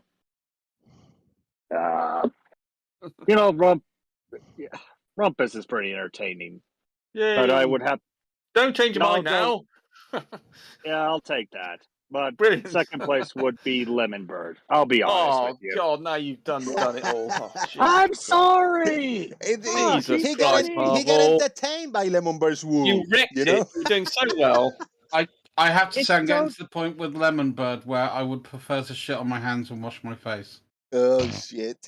He's wrong. It's so wrong. He's so wrong. You see, Jose, that's how much he's disliked. That's how much he's disliked. You don't. You really ought to take this on board. Oh. All right, now we got two more comments over here. Painasa, bro, what do you think? Oh, you know me. I don't care who it is as long as a good dumpster fire. Just give me a good dumpster fire and I'm happy. Do you think that without any opponent, the Rumpus will be more entertaining than having any of the other flat earthers here? Yes, definitely. I mean, we could actually learn something as opposed to say Lemonbird, where we're not going to learn anything except how to make word salad. I think Rumpus is by far the most convincing flat earther I've come across. You heard that before from actual flat earthers. I think Gus is making an appeal to get the most entertaining now. There you go. And Well, they love most controversial. We got one They more. love that quote of yours. I never actually try Rumpus. I just say what comes to my head with no filter. We got one more. The new one of the newest guys that to have a voice over here. Six Spider. What do you think? Have you talked to all of them, and who do you think is more entertaining? I talked to enough of them to know that none of them are entertaining. I don't find Flat Earth entertaining in one bit. I think it's pathetic and silly. But if you guys really want to shit in your hand and clap, I'll bring Chemo. Oh shit! How about? Did you enjoy the Rumpus? He being here today doing the presentation and the diagram. Yeah, that was great. I left for a bit, but I came back and that was great. Good times. You good missed most times. of it, so yes. I don't. very So, entertaining. sorry, can I ask something? I don't understand. Go for So it, yeah. Rumpus, is Rumpus a flat earther? That was a joke, right? Rumpus, you're not a flat earther, right? No, I'm not a flat earther. Yeah, okay. I wasn't sure what's going on. Okay. Yeah, I much as I admit to you saying you liking me, I'm afraid your lack of knowledge of me is a bit worrying. But perhaps see there, Jose. You see, Jose, he just likes me for my entertaining personality and doesn't know about my position. So there you go. Well, they pull a couple of things you said in Rumpus out of was here. context. You know, the one where you said, the Earth is very, very flat. They like to pull that out and say, "Look, the Earth is flat." But it is very, very flat. I know, That's but the they point. pull it out of context and say, "See, even Rumpus says the Earth." Yeah, is I know, flat." but I don't mind. I don't mind. I don't mind that really, because yeah, I don't mind that actually, because it is. I think people are frightened sometimes of giving an accurate representation of what's going on because they think it might be misinterpreted. But I think if it's accurate, I don't think you should be too scared. You don't want it taken out of context where they can then use it and then misunderstand it. But if I say it's very, very flat, I don't think that can be taken out of context. I think that does represent the situation. But that's what they do. No matter what you'll say, they'll take it out of context. Yeah, exactly. No matter what you say. So what is it? So it doesn't matter. Are you saying, Rumpus, that level is horizontal? Don't start me on that one. No, I'm not saying that. And I'm going to be doing a video just on that subject very shortly. Yeah, I need to read the results of this vote. This poll. 50 votes, solid amount of people because we got only 52 watching, so almost everybody voted. The Rumpus diagrams win 66% over Lemon Bird Woo at only 34%. I'd just like to point out if I'd lost that one, I think I would have to done something very painful to myself in the kitchen shortly after this. Yeah, now come on, guys. But I didn't tell you that ahead of time just in case. Yeah, I gotta make read. people want to do it. I got to read this comment. Hold on in YouTube chat box. Hold on. He say his vote is for blue because of his authority. When he says shut up, people tend to do. Boom, shout out to Hold On. Jose, can I make a request? Yeah. There's no such English grammatical construction of he say. It's either he says or he said. He say is incorrect. Please stop saying it. Thank you. Is that hearsay? He say. How did I phrase that? Hold on. No. You keep. There's no such construction of he say. That's not English. say. It's either he says or he said. There's no he say. That's wrong. That's not says. English. He said. Okay. Yes, he says. That's his dialect. What did I just say now? How did I just say it in one context? You keep on saying he say. There's no such. You cannot put that together. Those two words cannot go together in English. What did I just say? I didn't open my microphone and say he say and went back on mute. Give me the context. How did I say that? No, the context is irrelevant. It's grammatically incorrect I to disagree. say I disagree. he say. I disagree because I didn't just say that. I say a lot more than he. No, it doesn't matter what you put after it. He say is not English. Rumpus. You lose, Rumpus. I didn't only say that. I say more than that. Rumpus. No. Listen, hold on. Let me make the point. Jose, it doesn't matter what you put after it. He say is not English. It doesn't matter what the context is. You cannot put it in a context in which it's correct. It's either he says. You can say I say. He says. She says. They say. That's the conjugation of the verb. So if I was having a serious conversation and I either ask you a question or answer a question and I put in between he say this or she say that, then you will just deny and don't listen to anything else I say because I misspoke. Correct. Even though English is not my first language, and you shouldn't just put me down on my argument or whatever I have to say because I say something misspoke. But Jose, you've had lots of years to do it, and it sounds so horrible. When you're intelligent enough to know that's wrong, you listen to the other people you think of. Please stop. I just want to mention something that, something you need to understand linguistically, Rumpus. No, wait a minute. That, especially the accent in Puerto Rico, the S is super, super, super important. So it may or may not be that he's not conjugating the verb say correctly, but it's that he's really used his whole life to the S being super unimportant in pronunciation. I hear this all day, every day, and I don't go off on them, though. I will mention it, that the S is super important, but I leave it at that. Rumpus, it's all irrelevant because when he's communicating with someone where English is their second language, and you're trying to communicate probably the world's third most complex language to use in its construction, and you're saying you need to say these two things without giving it context, that is the most ridiculous thing I've heard you say. No, it's not. It is. Look, people. It's not difficult to know to conjugate the verb say, and Jose has been doing. Habla español. What? Habla español. Okay, we gotta. No, but we got a super chat. Put it like this: if I was speaking Spanish, I would learn how to conjugate the verb to say. Thank you very much, sir. I appreciate that. Truth Nerds with a €2 super chat. Thank you, sir. We need more Rumpus grammar lessons in the future. I totally agree. Maybe one day, maybe I will learn how to speak proper English, and at least Rumpus will take me. Maybe one day. See, I just find it amazing. Sitting there with a can in one hand, a bag of fish and chips in the other, wearing a wife beater and a handkerchief in your head. Well, normally you have to drink about 12 pints of beer before you have to repeat the same statement 5 times. Anyway, I want to pull Rumpus up on something. I heard him say something that I absolutely don't agree with. Did you say that the Earth is flat? No, I didn't. I said it's very, very flat. All right, it's very, very flat. Great. Do you not think that needs a little bit more qualification as to relative to fucking what and the scale you're implying it's on? No. So it's flat compared to a macro level or an insect on the floor, is it? It's flat when I'm next to a mountain range. What does it's very flat mean? Or do you mean on a planetary scale? Yes, I mean obviously. Right, so scale is important here. Well, then, it was yes? designed as a quip. So it's designed now. There's a creator, is there? Oh my god! I'm kidding. What you're going bonkers now, Dean. It was designed as a quip, but it makes the point that the reason a lot of people think the Earth is flat from their own experience, it is very, very flat because it's very, very large.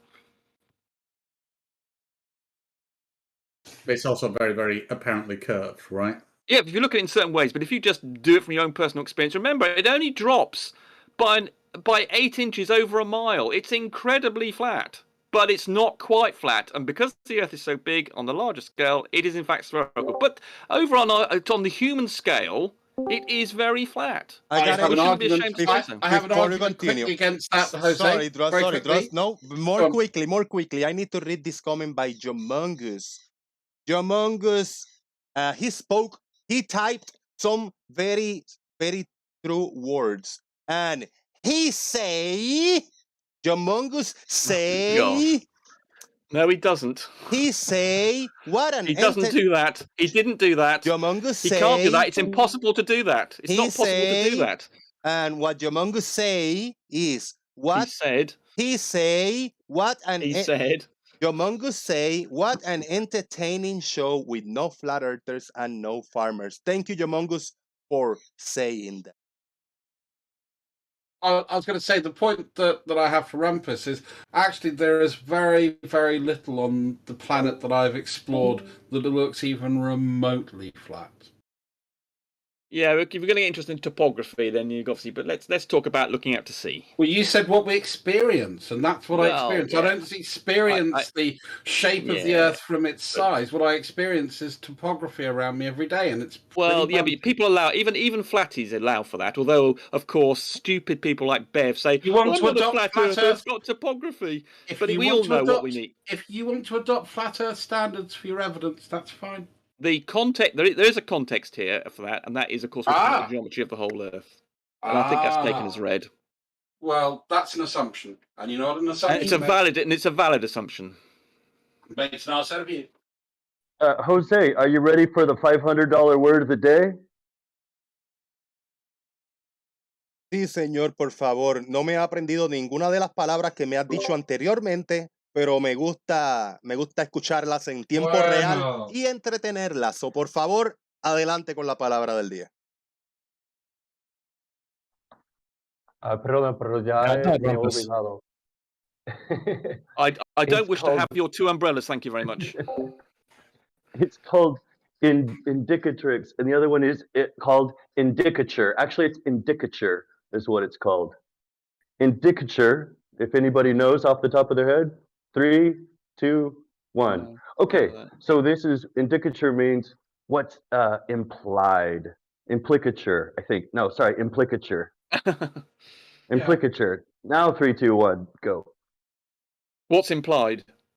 Implicature. Yeah. So when you in your context of flat Earth, forum debate, server, when you say the Earth is flat, then you're breaking that norm. Yes. When you say it's not flat because there's topography, right? Yeah. It means you're going against the implied assumption of what you're implying. Correct. So, for instance, if I went onto a country file or some sort of farmers forum, and I said it's very, very flat, they would understand that to be that there aren't many mountains and it's a nice flat field that they're working on. But in the context of a geometry of the Earth, which is what we're all working in here, we all know what I mean by that. And we all know I'm not referring to topography as just was implying, or not implying is explicit. Yeah, so the term, I know you got the term right. But there was context. We do have a context here, and the topography one is eliminated. And so on. Yeah, and I just wanted to get out the term really quickly. What I meant is implicature. Yeah,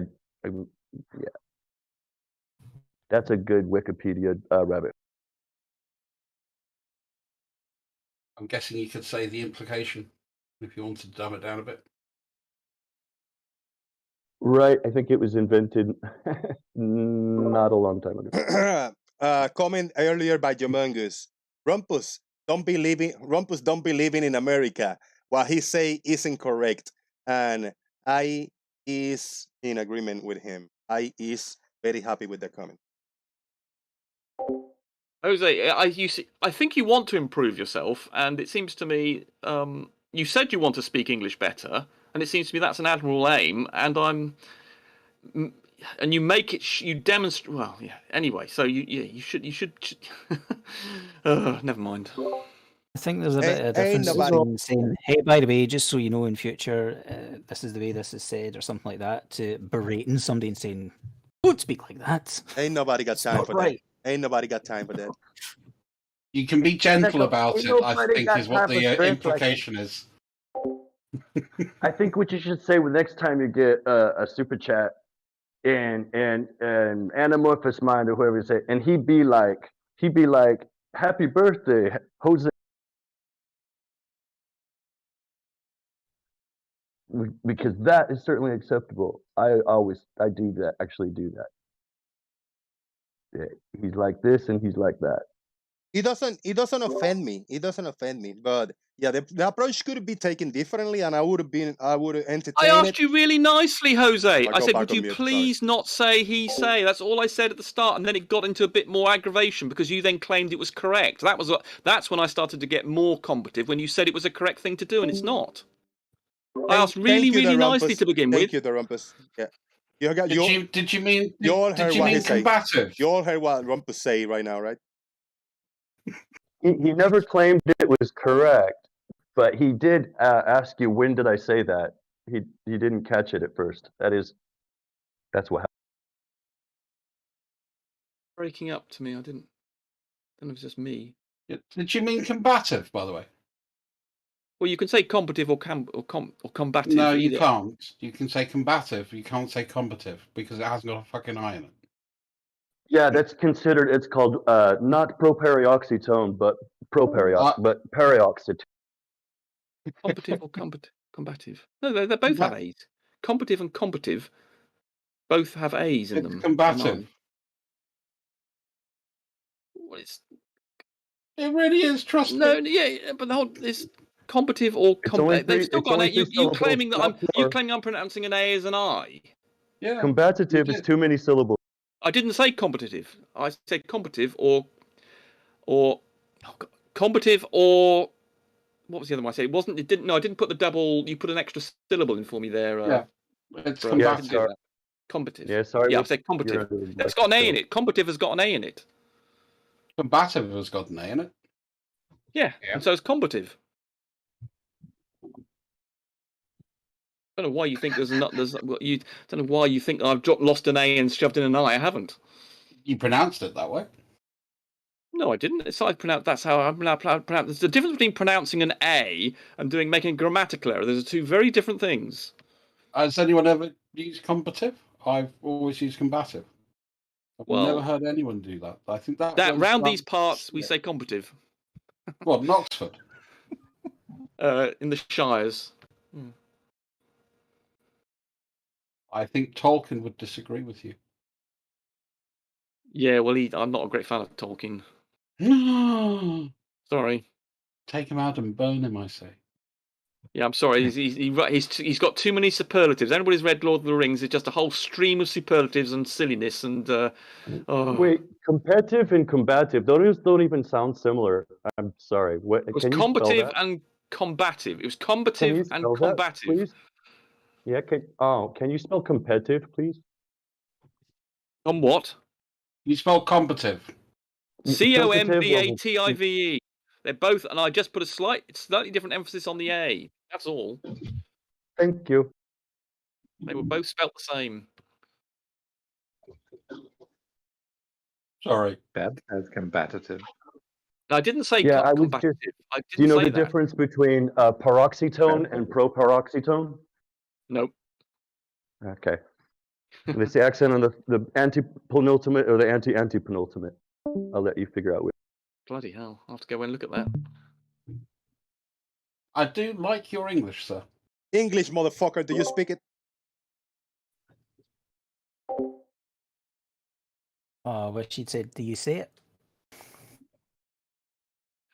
I don't deny that I'm a bit of a pedant on the grammatical front. I think it's when I see, for instance, you see it's become a bit of a theme in British journalism these days not to use the future conditionals like will or could. They say they'll describe something and use the present tense all the time, which is an Americanism because Americans don't seem to have a grip on using future tenses. They use and past tenses. They like this sort of. The various tribes in the Amazon, I can't remember, that don't have future and past tenses. They live in the present all the time. And Americans don't seem to have a fully structured grammar revolving around the future conditionals of would and could and should. They seem to just throw everything into the present tense. And it's absolutely infuriating to me that my language that's being corrupted by these morons, and it's being caught on in bloody English journalism. That absolutely drives me bonkers. I'm going to start a website on this. So I'm afraid another one that gets me, Rumpus, and it's the misuse of there rather than they are. That gets me every time, and and literally. You're blaming what British journalists their mistakes they're making on Americans. Can you give one example, please? Can you give one example? Okay, something like they'll say if so you put a conditional on it, something like if he. I know how conditionals work. Second conditional. So something like if you want the second? Let's go with the second. Okay. No, if he ate meat, he would jump over the hedge. Whereas an American, it seems to be very common in American, is permeating into our language of if he ate meat, he whatever I said, then the condition, then he used the present tense instead of he would and will. So they, in other words, it seems to be common amongst Americans, and it seems to be getting more common here to basically not use would and will for future tenses, instead just shoving it in the present tense. It drives me absolutely mad. I get very angry about it. The example was who said that? Well, lots of people say it. Unfortunately, it's very common for Americans to say it, and it's becoming more common for English. That's what I meant by example. You want me to give you a YouTube clip of an American doing it? Is that what you want? Wait, off the top of your head, you can't think of a name? Well, because they're probably there's like. Well, okay, Joe Biden. Yeah, Joe Biden will do it. Hey, most Americans will do it. Are monolithic. For example, I wouldn't make that mistake, but okay, yeah, yes, I mean you, whatever. I guess maybe the exception proves the rule. Whatever. Yeah, your grammar is good. I don't. Yes, you don't do it, but sloppy journalist. Well, not from what I've. you don't do it. So you're fine. But it seems to be a common American trait, and it's becoming more common over here, and it absolutely drives me nuts. Makes me foam at the mouth. What's the common thing Americans do? Because I just want to know, because I'll take the fall for it if I need to. Right, it's to use the present tense instead of a future or a conditional. So, for instance, something like if a dog bit the man, then he would kick the dog. Whereas I think a lot of Americans, and certainly American journalists, seem to say if the dog bit him, he kicks the dog. So that's what they would say. To be fair, I will exactly admit I would have said that. Yeah. Right. Okay. So I'm afraid you're part of the problem. No, I can't think of anybody who would say that. Well, he's just. I don't know anybody that says. You know, Marvel Man. You've just met Marvel Man. He just said he would do it. I mean, really? Just because I'm terrible at languages. I really am. I'm bad. I'll be honest. I'm not good at grammar. So, but I'll admit I might have said it a different way. But yes, I will admit. Yeah, there are some Americans that even do it as well, and it does annoy me a little bit. So I'll accept. Sorry, my bad. Thank you, Marvel, for apologising for the whole country. Thanks. And also, if you're also getting corrupted by Europeans or Brits that go to Europe, teach English, and then bring back bad habits. I think that's how some British phenomena occur. For example, I were sat there. Love that. Well, I'm glad that hasn't crossed the pond. I'm glad nobody in America says I were sat there. I've even heard I were sat there. I was sat there, or I was stood there. But the thing is, you've also got to remember the fact that we have dialectics in the UK. Dialectics. And just like American does dialectics. Yeah. Somebody that says let me hear what he say. They say. This. You're just trying to Jose. It's not clever to pretend you're ignorant. It's not clever. Look at the name. He say, they say. I want to hear what he say, they say. This. Well, it's not clever. Yeah, I changed my name, Rumpus, to be. Oh, I see. Oh, right. Yeah. Yeah, you're right. Tease. Who's on first? But the thing is, so I mean, what you just said there, for me, that's very much like a West Country, sort of way of saying that. The same way as if you're in Scotland, the sort of the replacement of why with how, in sort of East Coast sort of Scots is quite common. So there are things that are kind of local to particular areas. And whilst, yes, in the Queen's English it is not grammatically correct, and that is not the way that we would say it. Locally, just like your hill. Sorry, go ahead. Just like your hillbilly, yeah. Right. Your Appalachian dialect. Yeah, I'm part hillbilly, so I accept that. Hold on has just aggravated me in the chat by saying that's you's problem, which is another thing that absolutely I get that. That's not an Americanism problem. That's something we seem to have the Liverpudlians or someone, I don't know, somewhere in the country tends to say that. Again, it's not. It's grammatically completely invalid and drives me bonkers. Yeah, some places in Northern England and also Scotland, I have to say. Okay. Would you write that? Would any, see? I don't. I hope that people who do say that don't use that in written English. It's just a for verbal use. You know, normal, sensible people don't. But I have to say, it's one of my personal pet hates is when I see somebody who is obviously Scottish and writes everything in slang that way. Oh, it drives me fucking annoys mad. me too. Oh, that annoys me too. Yeah, because you're Al. I mean, you're good. So yeah.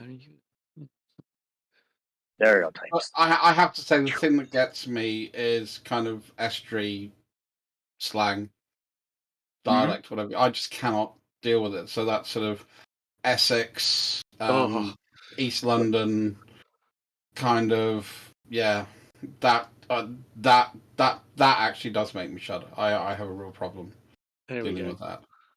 So we all have our touchstones. Yeah. I'm afraid it's BBC English or received English, or I get angry. I'm afraid. Oh, don't be like that, innit? And then one of my same friends, that the same person would say is, "I was stood there, I were there." She would also say, "Oh, that beer, that were mine." That reminding that was. Well, she there you go. Thank. I live in Wiltshire, as I do. Here's a little test for you. Here's a little test for you. Is it correct to say "if I were king" or "if I was king"? Which would those two be correct? No, that would be equivalent to the past subjunctive in the Spanish. So it's correct to say "if I were king," or as the country western song, "if I were a carpenter." I'm sorry, I won't sing anymore. Please don't. Please. Yeah, you got it exactly right, bro. Yeah, you obviously, yes, I can tell you're actually quite good at this. Yes, well done. I need to be drunk for this. Or how about when people mix up who and whom? Oh God, don't. Okay. Yeah. Check 1 2. I'm gonna giving a final thoughts opportunity to them. Right now they don't even know that they are not being seen on YouTube unless somebody's actually looking at YouTube. They say like, what's going on? Is Jose like stop streaming us and all that shit? Well, we got the frog family over here on Squeaky Earth. This is the population of Squeaky Earth. And we got Papa Frog, the lazy eye frog. And he say, Bobbit, Bobbit. We got Mama Frog. And she say, Bobbit, Bobbit. And we got Baby Frog. And Baby Frog goes, Baby Frog say, Bobbit, Bobbit. I don't know what's up with the strange sound, but that's what they say. And the Rumpus is something else. Oh my God. Cannot even try to explain myself. I want to learn. I wanted to learn this. But now, because he is such an asshole, I'm just going to fuck with him. I'm going to make a note. I'm going to have a note in my laptop. So every time he's here, I just exaggerate. He say shit. And I will try to find more ways how to say the like English add plural like maths and sciences, whatever sciences. I like that one. Stuff like that. But that's good. I really appreciate everybody's support. I'm gonna jump back in there and giving a chance for the final. The dog is. Hey, shush! I keep doing it probably. Let's go back over there and.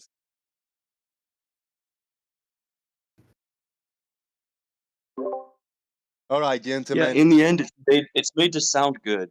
Gentlemen, we're going to get out of here. We're going to do a quick round of final thoughts. And we have over here in the top of the list, Alkay. What do you say, man?